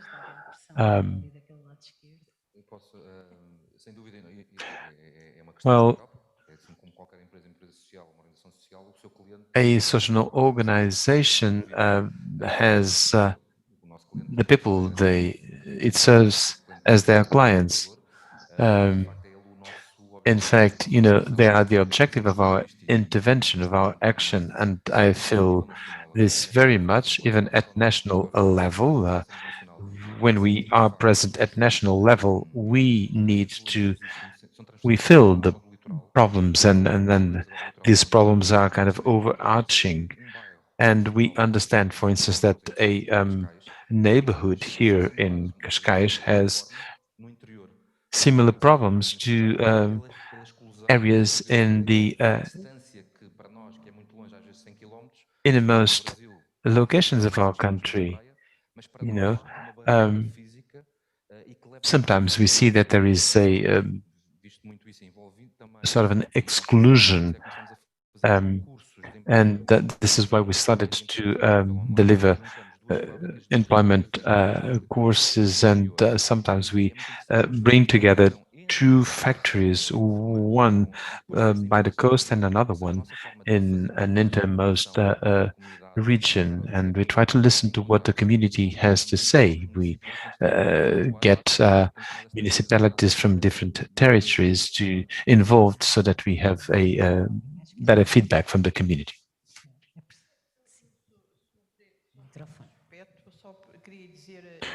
I would like to say that this question is really a pertinent question, because when we speak about working with the communities, we need to know exactly where they are. We can't think on behalf of the communities. We, in our work, we have areas of intervention that has a dynamics with the community. I think there is, you know, only one area that has a true interaction with the community. The other ones don't do that much, you know, and this has to do with the specificities of the actions that we actually are involved in. In the areas where we have more services, we should try to find more room for joint work. I'm thinking of, you know, a territory here in Cascais, in the Cascais area, with lots of needs, and we need to know how we all together are capable of improving their situation. We can't just think about our own strategy, about our own house. We need to think of the different houses, of the different institutions that are in the field. I believe that we have a lot of pressure on us, time-wise, and also regarding our availability. But this is what should happen in the areas where we are active, because we are actually working with people, you know, in seven different moments in time. This was a practice a few years back, working with communities and in the communities, and then we had sort of, you know, work with more compartments. We created specific areas, one for health, another for education, another for I don't know what, and I don't think that's correct. I mean, when we work in a certain area, maybe the social network should incentivate us so that this is more present. There is a question from the virtual world on technologies. We speak about the importance of transforming entities, especially internally. What could be the role of social entities with regards to the capacity building among their target audience for IT? I think it was either Sekul or Sir Sima who raised this issue. I don't know whether you would like to elaborate on this, or whether the other organizations will be developing any actions in this area. Well, we launched at the time of the pandemic, more or less in April. We had a training action that was that we decided to launch online. We understood that we could actually reach the whole country, and this was a faster way of building capacity. We listened to people. We tried to see exactly the origin of people. Some people did not have access to free training, and on a monthly basis, we had 2 national workshops. Now we have 1 per week in different areas. We also invite speakers from different territories, and what we felt, and this is why we've increased this effort as well, because people actually responded and said that they wanted to have further training. And these were short-term workshops and in different areas according to the needs of the community. And we organize them also at local level. So the digital channels are a new tool that is here to stay. We will create a hybrid model. We will have cases, for instance, in which we will have a colleague from the north coming to the Algarve, but he will be online speaking about his expertise in a specific area, and maybe also with people that are in a room attending that training session. And we are also creating entrepreneur courses.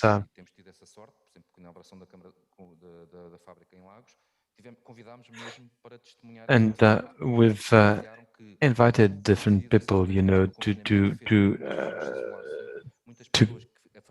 share their feelings and The general idea is that with COVID, people isolated themselves, and for them to be attending even an online training was a good step to actually get them to think outside the box, and people are in a way closer to their normal life. Anything else? Well, maybe I could also say that this era brought us disadvantage. And right now we also do a lot of online social intervention. With the pandemic, we had families that were being monitored by CARFAC, and in fact, this is a new era, but it is important to maintain this hybrid model, because sometimes it is even easier to reach people. For instance, when we visit their homes, maybe we should start with an online intervention. This could be a way to facilitate the beginning of a relationship. So I think that this is a new perspective of this involvement and of the possibility of establishing contact with people. Thank you. I would like to add that in fact we had online training, we organized workshops, mentoring and online coaching, but it is very important to have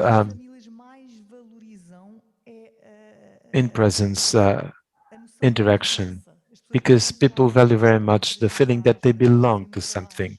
They are frail, and what they value the most is to actually have a family. Of course, online, if there is no other possibility, that's okay. But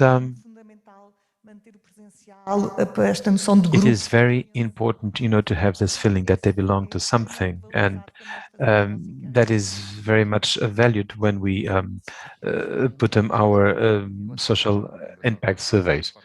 With regards to this area, people are in different territories, but then,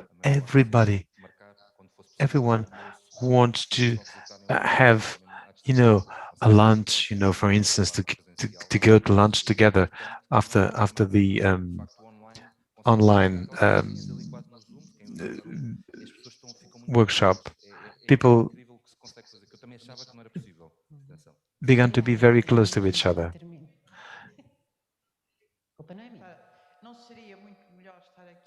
Wouldn't it be much better, to have more people here in this room? Proximity. Online is great, but to actually meet each other in presence is much better.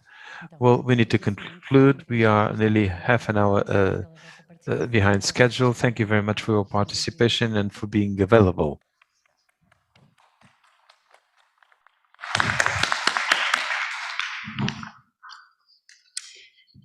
Obrigada a todos os intervenientes neste painel. Thank you very much to all the intervenients in this panel for their interventions and sharing their experiences. I invite you now to leave the stage, and now we will actually touch on the different ideas that have been mentioned during this conference. We will like to continue the work of the social network here at Cascais and look into the current and future challenges. And in order to do that, we will have with us Daniel Carol. He is a researcher at Collabor, the collaborative lab for solidary economy. He has been a teacher at ISAG, ISCTE, and INNA. He has taught several discipline in the area of public policies. And in 2019, he has been invited to be part of the National Council of Social Solidarity. And I'd like to give him the floor without further ado.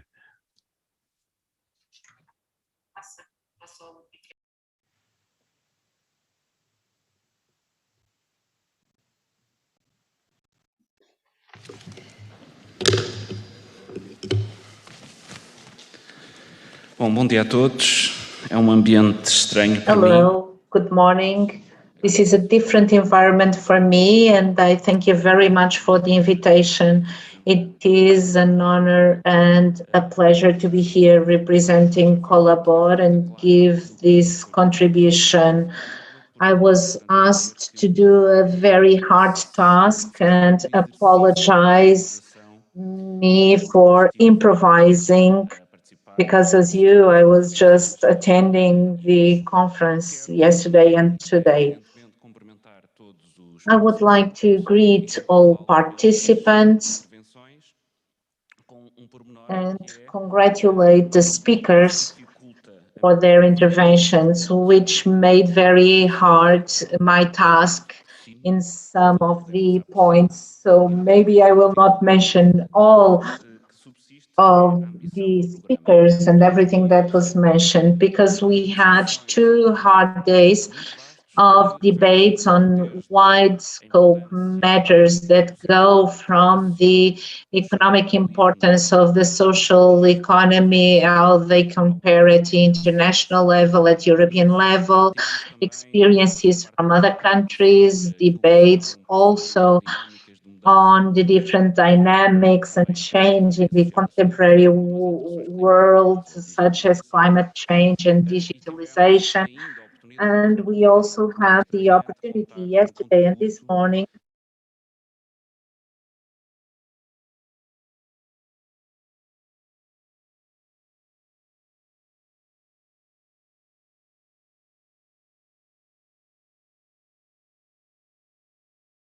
difficult to talk about some of the matters. So I apologize from the beginning, and I will try to systematize this wide scope of interventions according to 3 words: economy, change, and commitment. Commitment was clearly shown by many people, so I'm not going to dwell a lot on this, but I will congratulate all capitals that are part of this European network of social economy. We've heard about specifically the case of Cascais and the good results achieved, and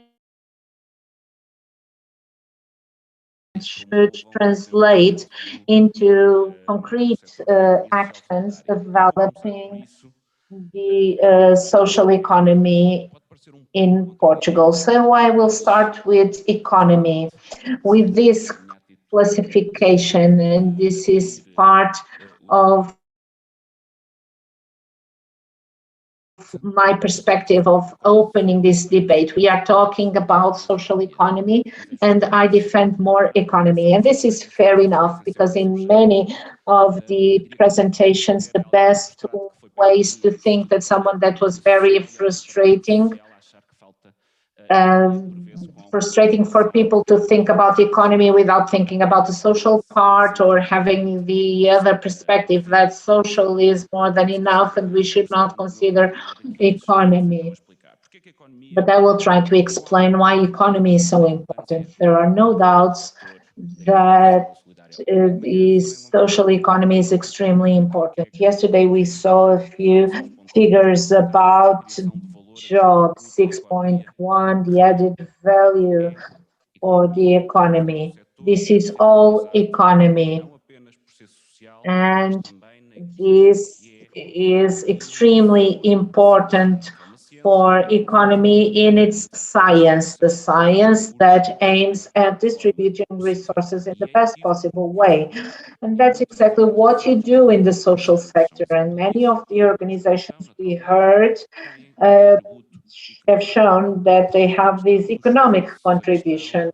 So the issue and the matter of being successful in this area is critical. There is also a set of values and a specific approach and a framework in these specific areas. Allow me to be demanding here because we need to be careful, and that's why I'm emphasizing economy. Facebook, for example, also has a set of values, and it's also a company that establishes connections and relationships in the virtual arena and has a specific approach regarding its intervention area. So what's different?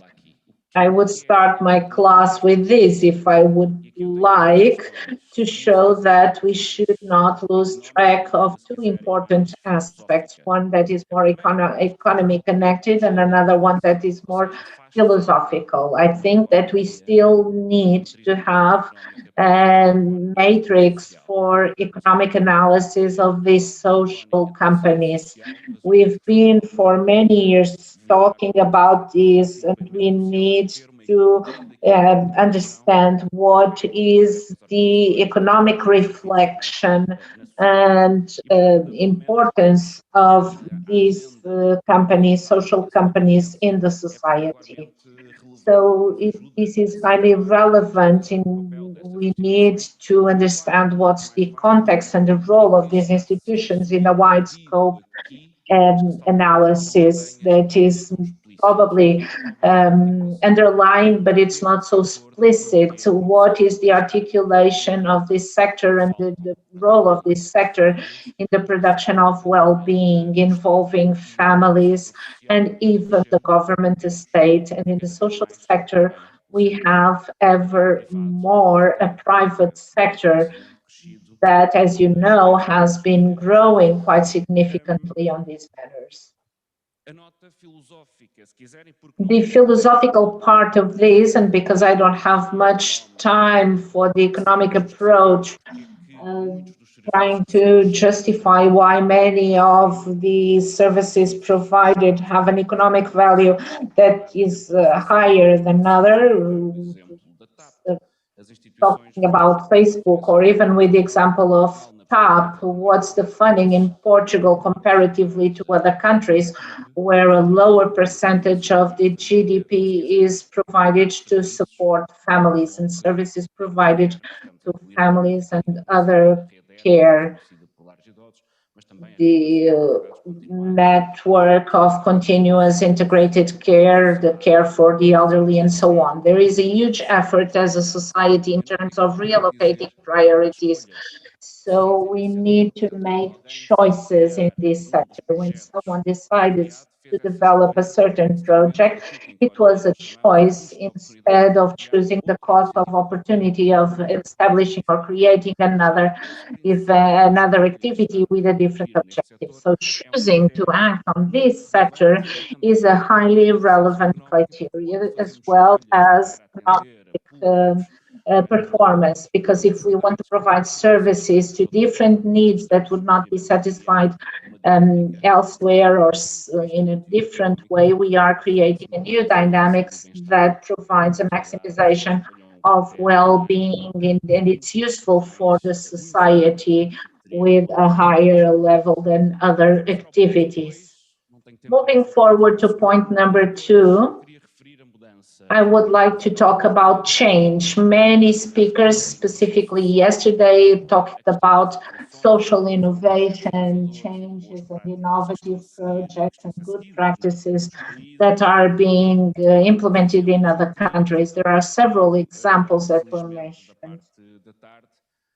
Also in the afternoon, we've heard about changes and change dynamics. And there's something that is even more pressing, coming even before and ahead of the climate agenda that we seem to ignore, which has to do with aging. And I'm changing this scope. We know that in terms of scope, there is a growing importance of the social economy companies are developing in this field, in this area, by ensuring and assuring a set of services with a human quality to them, services that are provided in economic terms but have high quality, non-mercantile quality in terms of personal care, the support and providing people with different types of support and opportunities for creating new jobs for people with disability, for underprivileged people, providing them with training, helping people to go to consultations, and many other examples that were mentioned here in that part of your daily life. Aging is extremely important, and this has to do quite a lot with the coordination between the central power, the government funding, and the role of the municipalities. And we cannot forget issues connected to families. Many of the problems that we are facing today and the challenges concerning aging have to do with shifts and changes in the role of families. And this is yet another dimension that needs to be bear in mind.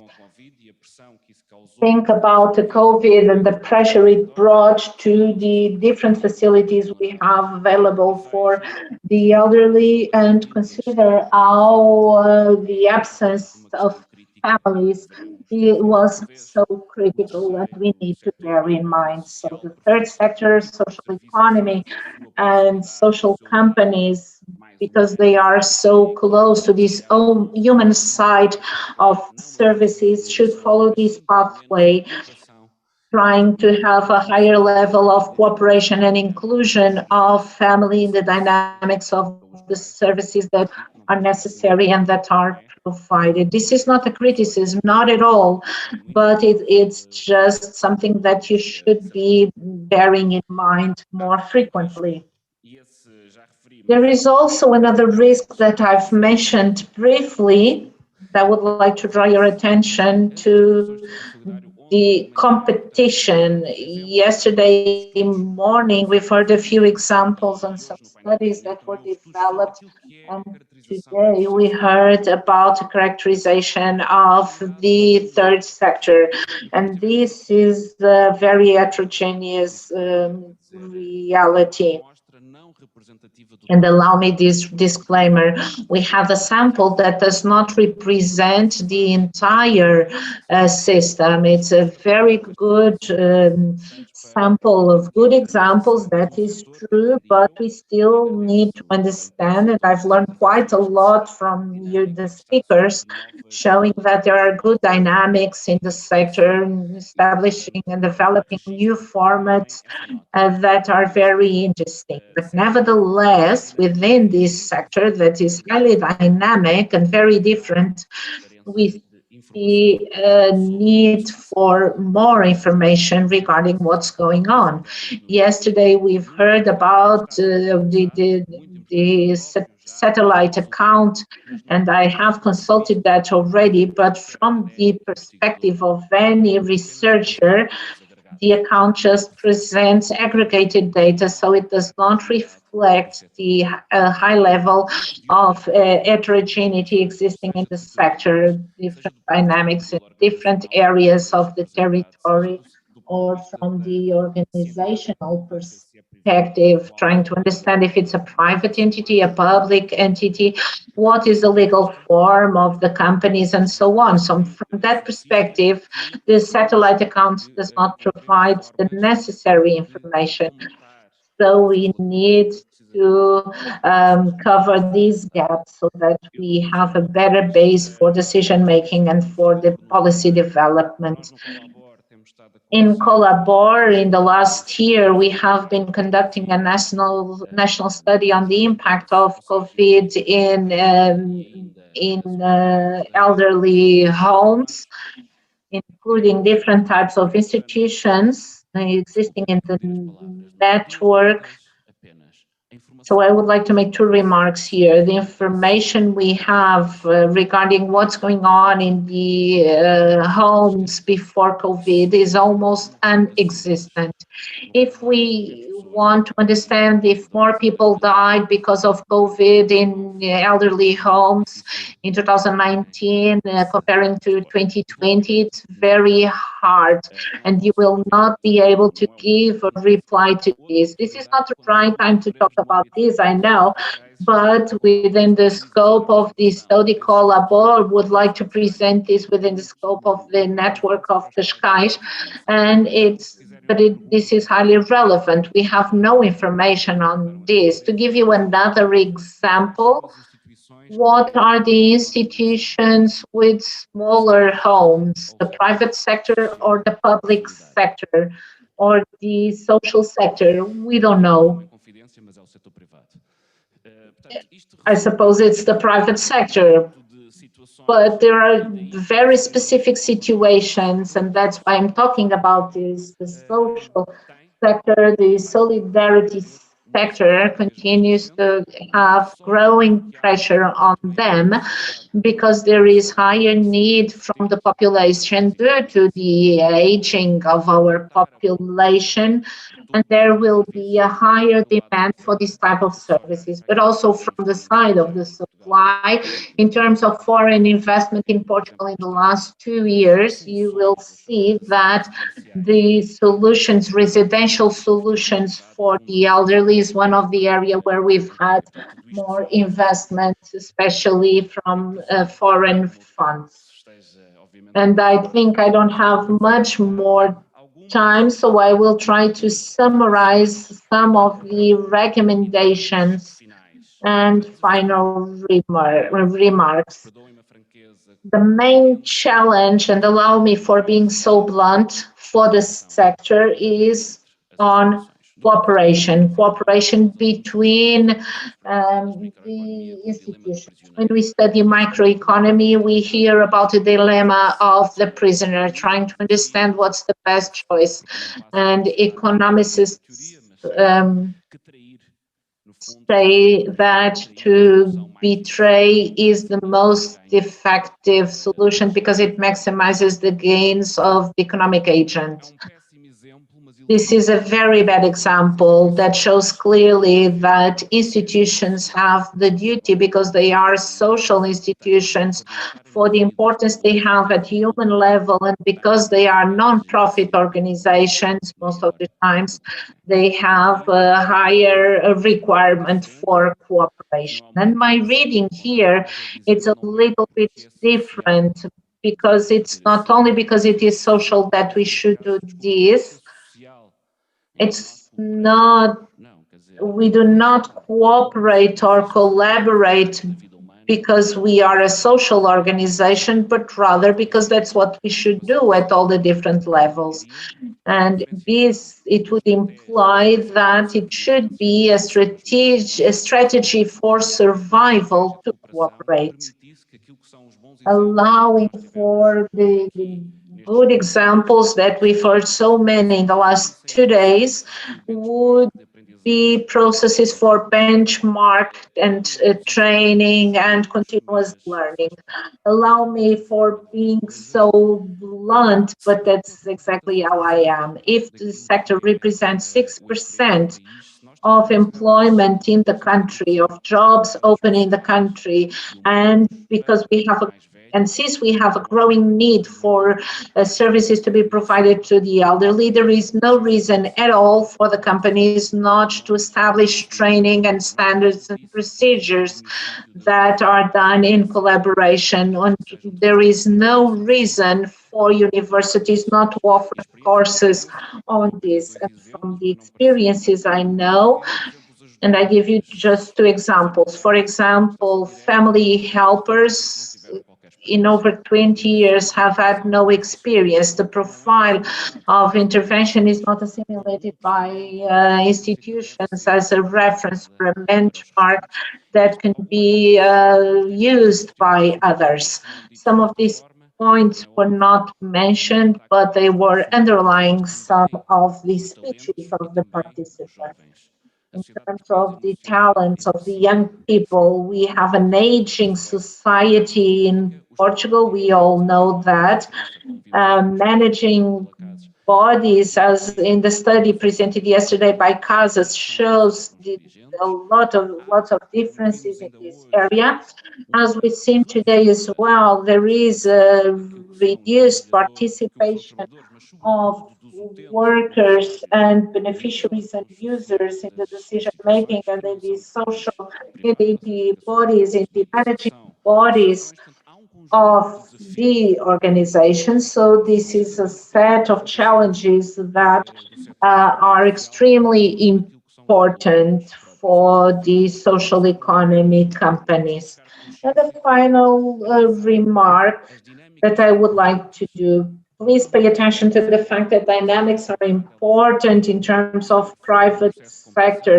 This ends up by appearing and happening because the companies that are more successful are those that are able to do it and tend to steal market and market share from others. In the social sector, by nature, this is not the case, and therefore this is ever more a good reason for paying attention to change opportunities that we have in our world today, and that's why it's so important to do this exercise. And I would like to conclude by saying that there is a side that we don't want to change. We want to have this human touch with the elderly, with the children, with people with disabilities, and this cannot be replaced by artificial intelligence or by any IT system or app. This is a huge challenge in a world that will have also to pay attention to the environment. So how do we maintain the essential part of it, human care? And the third sector, the social economy, has a lot to say here and should be a reference for the future of these principles and values. Thank you.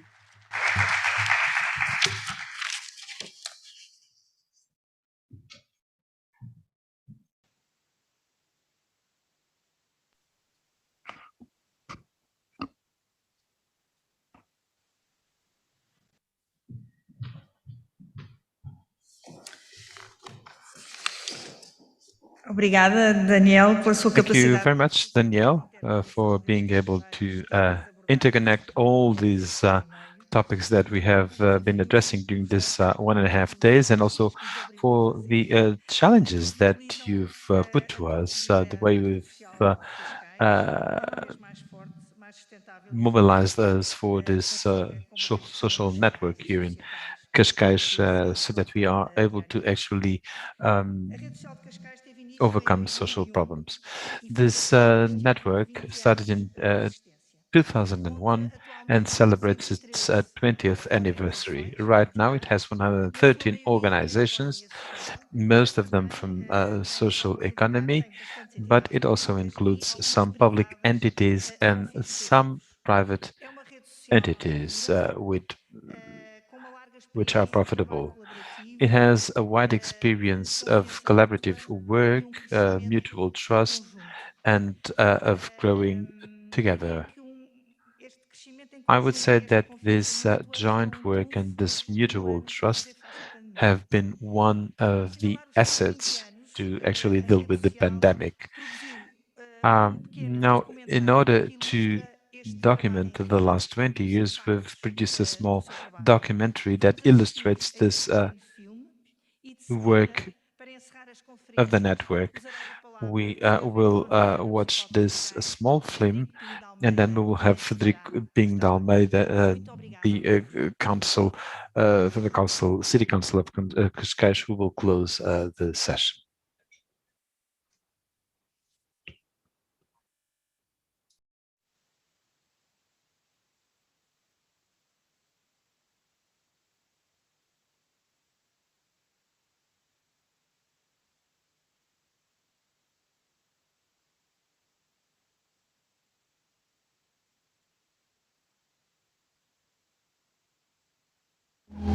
Ter uma qualidade de vida, um ensino, uma educação, todos os pais procuram para os filhos, né?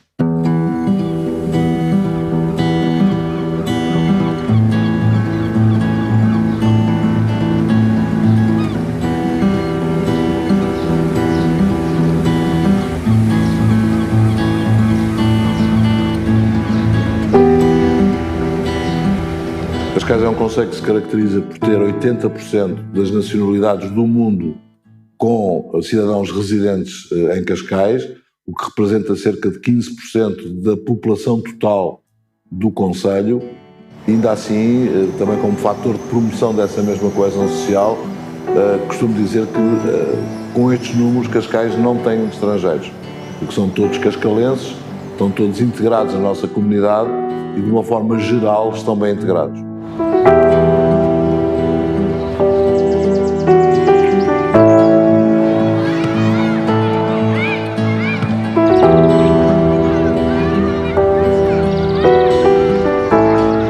Quem não é de Cascais, quem não vive e não conhece Cascais, tem sempre aquela ideia só de Cascais é um concelho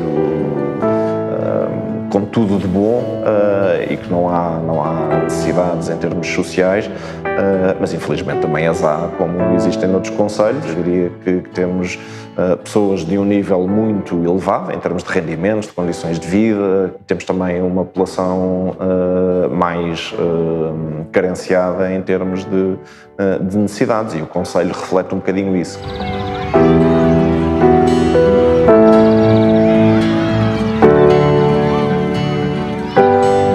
Quando vim cá para Cascais, vim para a casa do meu primo, para o bairro Fim do Mundo, que era na altura as barracas. E, portanto, as barracas, a gente já eu não tinha ideia, eu não fazia a mínima ideia se as pessoas vinham procura de uma vida melhor e acaba numa desgraça que estava o Fim do Mundo, que era o bairro de Lata, chamado na altura bairro de Latas. Isso foi uma dura realidade e choque na altura quando eu vim para cá.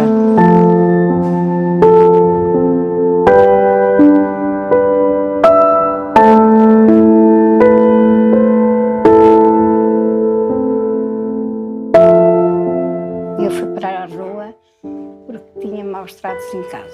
Estava muita porrada e eu não estava para isso. E eu cheguei a um ponto que já não dá. Preferi ir para a rua. Na rua não levava porrada. Podia apanhar frio, chuva, mas preferia isso.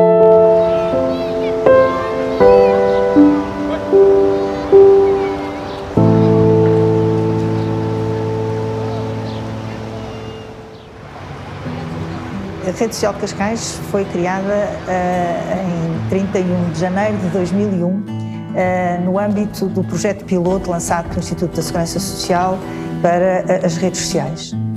Visam essencialmente três grandes áreas, três grandes objetivos. A promoção do desenvolvimento local através de um planeamento estratégico integrado, o combate à pobreza e à exclusão social e ainda a rentabilização e a otimização dos recursos existentes. A rede social é absolutamente chave para conseguirmos chegar às pessoas. Há municípios que têm, por opção política, a própria Câmara, digamos, prestar apoio direto aos municípios e tentar colmatar aquelas que são as suas necessidades. Em Cascais não o fazemos dessa forma, não o fazemos de forma direta, fazemos em articulação com a rede social, portanto com as instituições que compõem a rede social.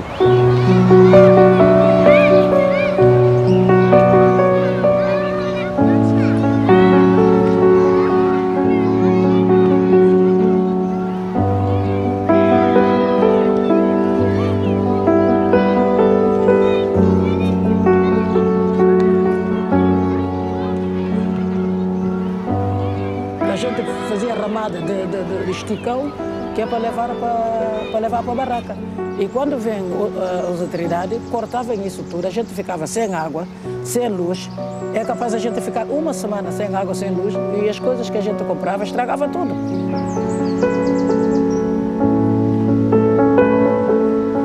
A gente ia procurando um emprego. E chegava no centro de emprego, fazia inscrição, e eles perguntavam onde é que a pessoa morava. E então a gente dizia, moro no Fim do Mundo. E ninguém chamava para o trabalho.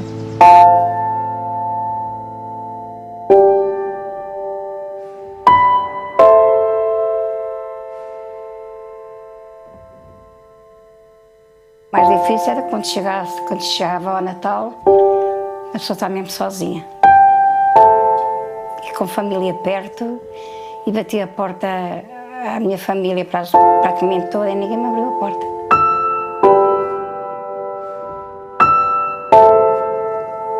Não sei.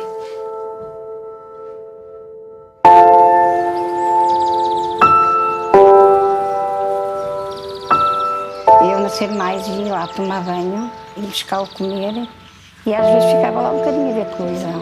Depois aquilo fechava algum e eu vinha-me embora.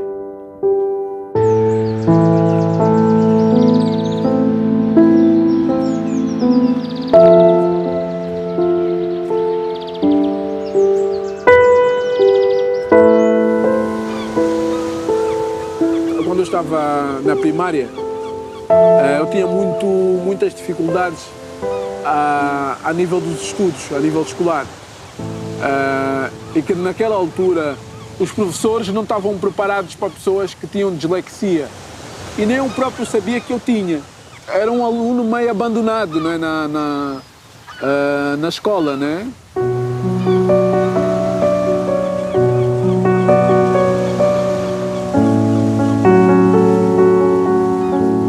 Como na Cercica tinha pessoas com deficiência intelectual e mental e pessoas inadaptadas, e também era perto de casa, a minha mãe disse que eu deveria ficar na Cercica. Experimentei teatro na altura e aí eu percebi que eu queria ser ator.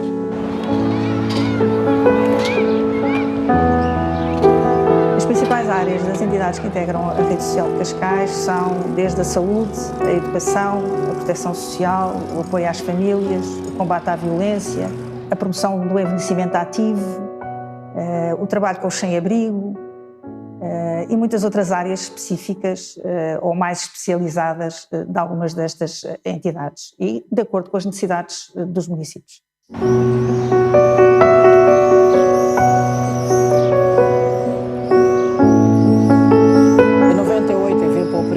Fui realizada para o prédio e, portanto, a minha vida mudou, porque viver no baraque e viver no prédio são duas coisas diferentes, né? Estreiei-me como ator profissional no Teatro São Luís, com o musical dos Cabeças no Ar. Estreiei-me em televisão numa série que se chama O Inspetor Max. Foi a minha primeira estreia em televisão. A minha vida mudou em tudo, porque assim, tenho uma casa, tenho água, tenho luz, tenho conforto.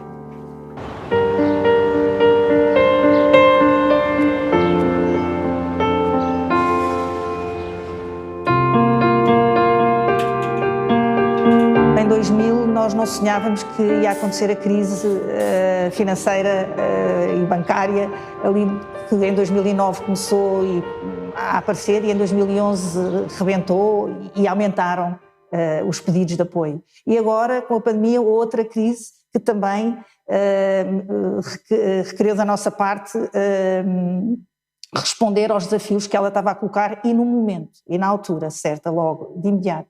A rede consegue responder rapidamente a estas crises ou a estas situações porque ela tem um trabalho por trás. E por isso todo o trabalho que é feito entre crises permite-nos ter um trabalho devidamente articulado, relações entre parceiros, conhecemos, confiamos uns nos outros e por isso a interajuda e a cooperação torna-se sempre mais fácil, especialmente quando ela tem que ser montada com muita rapidez. São as sinergias criadas entre todas as entidades que compõem a rede social, que são mais de 100, como sabemos, que criam, digamos, a riqueza na diversidade e na forma como conseguimos apoiar as pessoas. Quer dizer, a Câmara por si só jamais conseguiria fazer este trabalho e cada uma das instituições por si só, se não tivessem também articuladas e não tivessem, digamos, também o apoio do município, também estariam muito mais limitadas na sua capacidade de resposta positiva.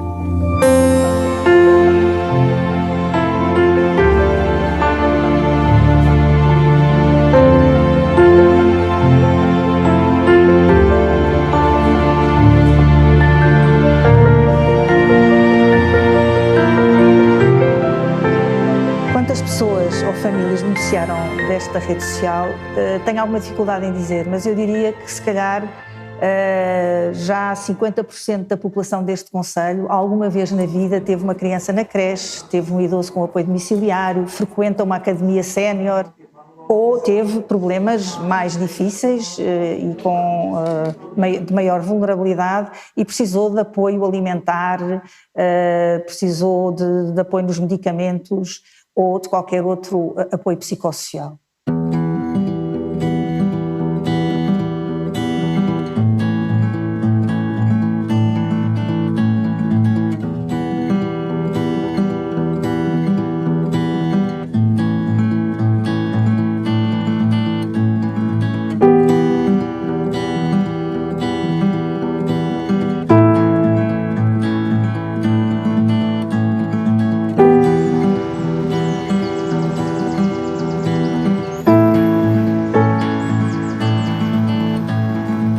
A rede social foi muito importante para mim e para os meus filhos, porque a mim me ajudou muito, tanto em termos da comida, em termos do pagamento das minhas contas, das coisas, porque se não fosse a rede social, eu acho que hoje um dia o meus filhos não ia concluir os estudos deles. E foi muito importante para mim.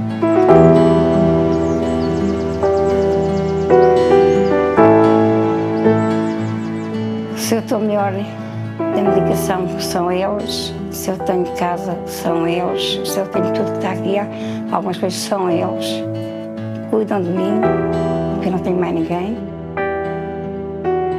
Aquilo é a minha família.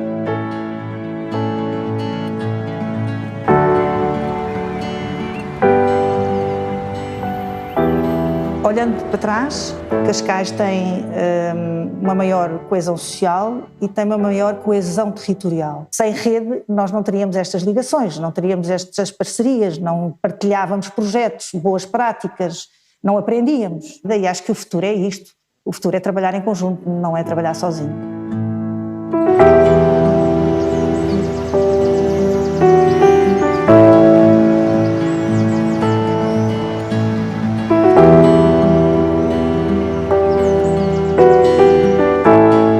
Se não fosse a ser SICA, não, acho que eu não seria ator, não sei o que é que eu seria. Já batas da doutora, aquilo é o céu. Eles fazem tudo por mim. A minha vida mudou através da rede social, tanto para mim como para os meus filhos. Porque se não fosse esta rede social, não sei se eu hoje estava cá para contar a história.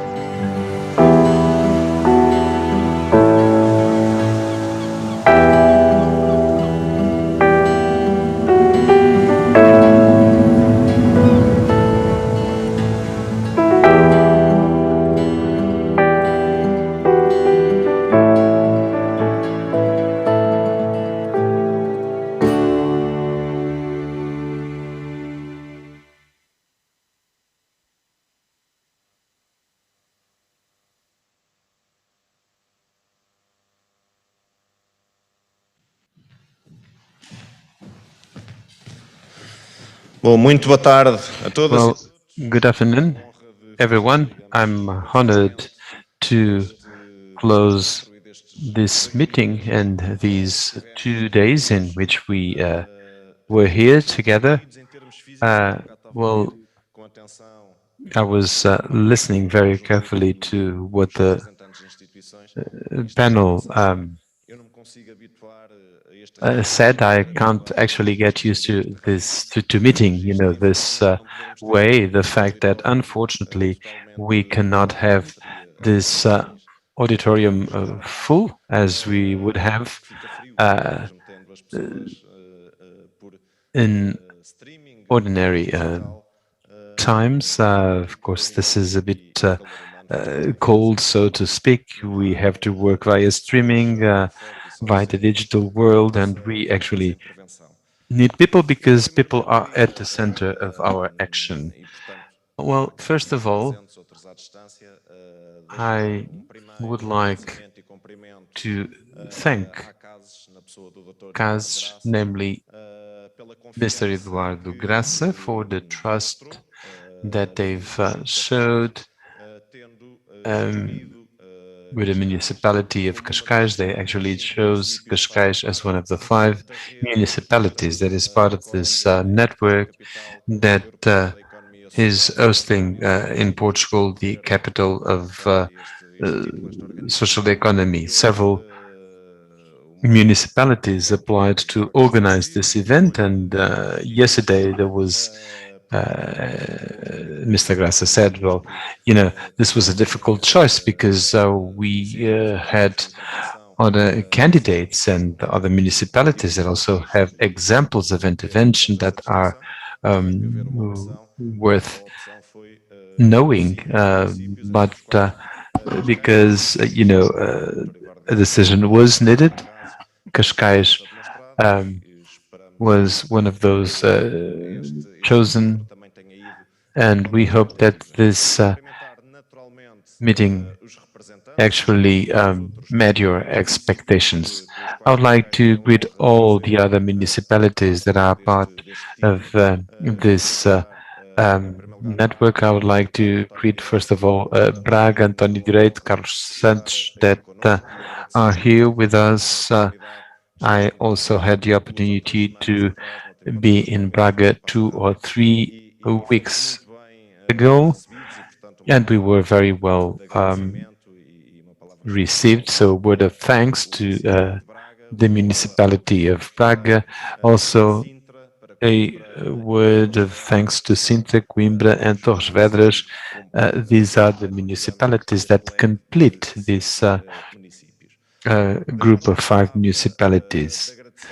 I would like to thank the social network for organizing this event. Many people were involved in this organization from the municipalities, from different entities, and when we thank people, we actually tend to forget somebody, but I need to mention 3 persons that I feel were leading this process and the organization of this event. Arquiteta Isabel Pinto Gonçalves, Teresa Ramos, and Miguel Arrobas. They have been committed throughout these last weeks to the organization of this event, together with the health delegate, Dr. Paula Uva, and this led to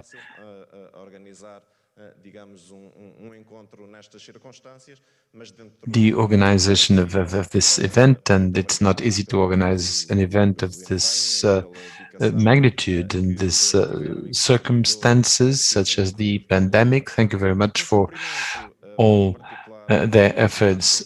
Also, a special word of thanks to the 113 members of the social network. Thank you very much to Rosa Neto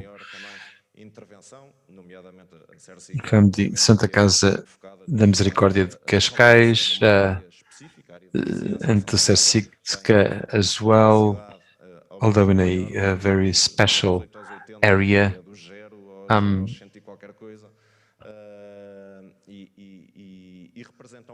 And they represent very well the social network. The social network, and yesterday I was at another event that is also being held here in Cascais, and I participated in a panel, and I mentioned the social network and the diversity that we have here in Cascais. I mentioned social institutions, private institutions of social security, among others, and also entities, private entities. And yesterday we were speaking also with Manuel Ferreira from ISCTE, and in his opinion, this expressed the importance of having private entities.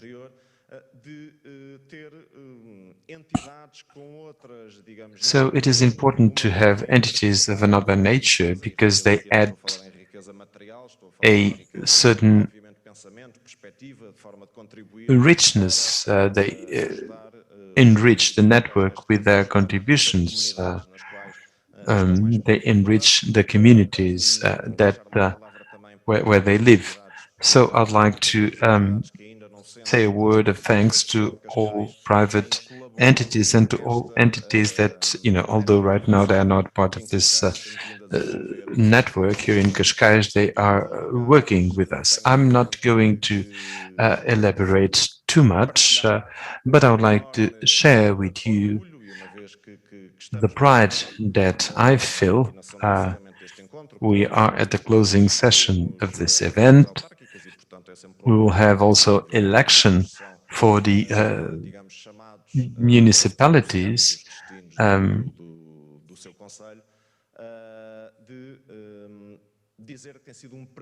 And I would like to say that it has been a privilege. I'm very proud to be part of this social network here at Cascais. I've been working for the municipality of Cascais for the last 10 years, so I've been monitoring the work of this social network. And the network, as in other municipalities, in Braga, for instance, these are true examples of what social networks should be. With regards to partnership, effective partnership work, I share in a rather more informal way my thoughts and my perspectives, and sometimes I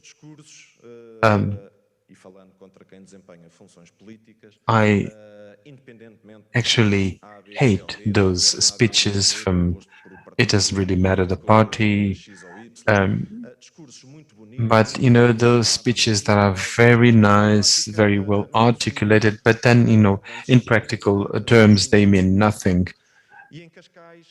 And here in Cascais, fortunately, maybe we do not really use those fancy words, but we devote ourselves to trying to help our citizens, try to help them, and within the context that we live, of issues are very pertinent right now, and we can only have a more cohesive district via this joint work. And therefore, I've been honored, and I would like to thank all the stakeholders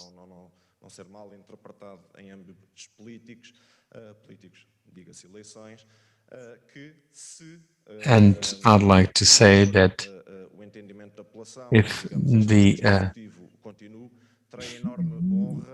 if we are re-elected, I will be honored to continue to work directly with the social network and continue to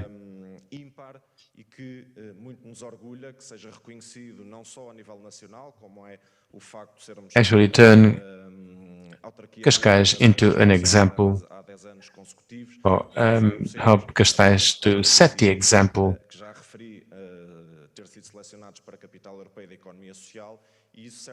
And of course, the fact that we were selected to be the European capital of social economy results from the work that has been done here in Cascais. This also makes us continue to innovate. We will be responsible for that. I'm not going to elaborate on this.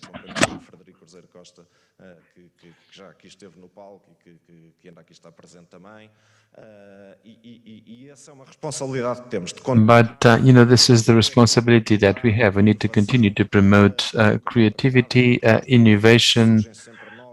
We always have new challenges ahead of us, new obstacles ahead of us, so we always need to have that capacity of creating new responses together.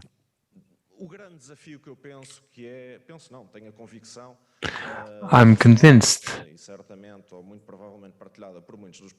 and I believe many of you will share my conviction, when we are asked which is the biggest social challenge, we do have lots of challenges and we sometimes need to prioritize them. So the issue of the elderly, of aging, promoting a healthy aging is a tremendous challenge, and I believe that the Health Forum has been doing a tremendous work in this area, and the elderly population has the opportunity to live in the most active way possible. The issue also of children,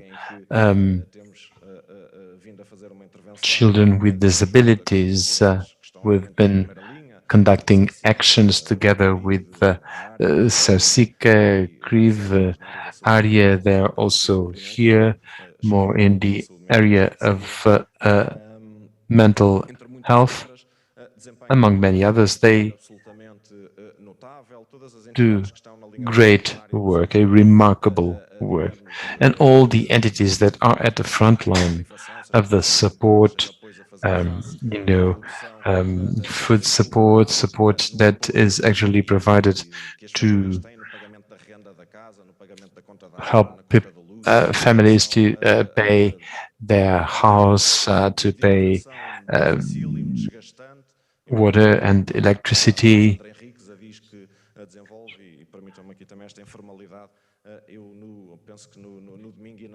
I believe that last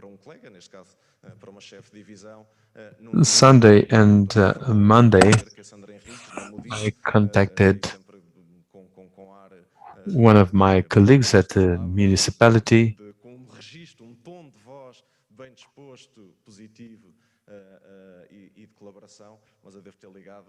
I probably called her 150 times, trying to solve a situation of, someone that had a mental health problem.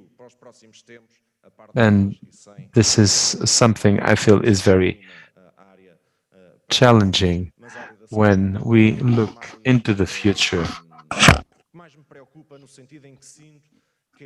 I believe that in this area, we do not yet have the response that will help us to provide an answer to problems. We, the basic pillar, which is family, is not structured or lacks structure in most cases. We have problems and incompatibilities in families, and this weekend this was the problem. A 21-year-old girl that decided to leave home because she had problems with her mother. She decided to leave, and she decided to live at the door of a supermarket, and this was the result of a poor family structure and mental health problems. So this area of mental health is one area in which we have to focus or strongly focus our effort in the next 4 years. After having said this, I would like to thank all. I would like to encourage all of you, the Ombudsman of Misericordia is always with us, and she always brings with her a new model that will help us to carry on, and that's one of the virtues of the social network here at Cascais. Of course, we respect the autonomy of all the institutions, but it is also this, to be informal,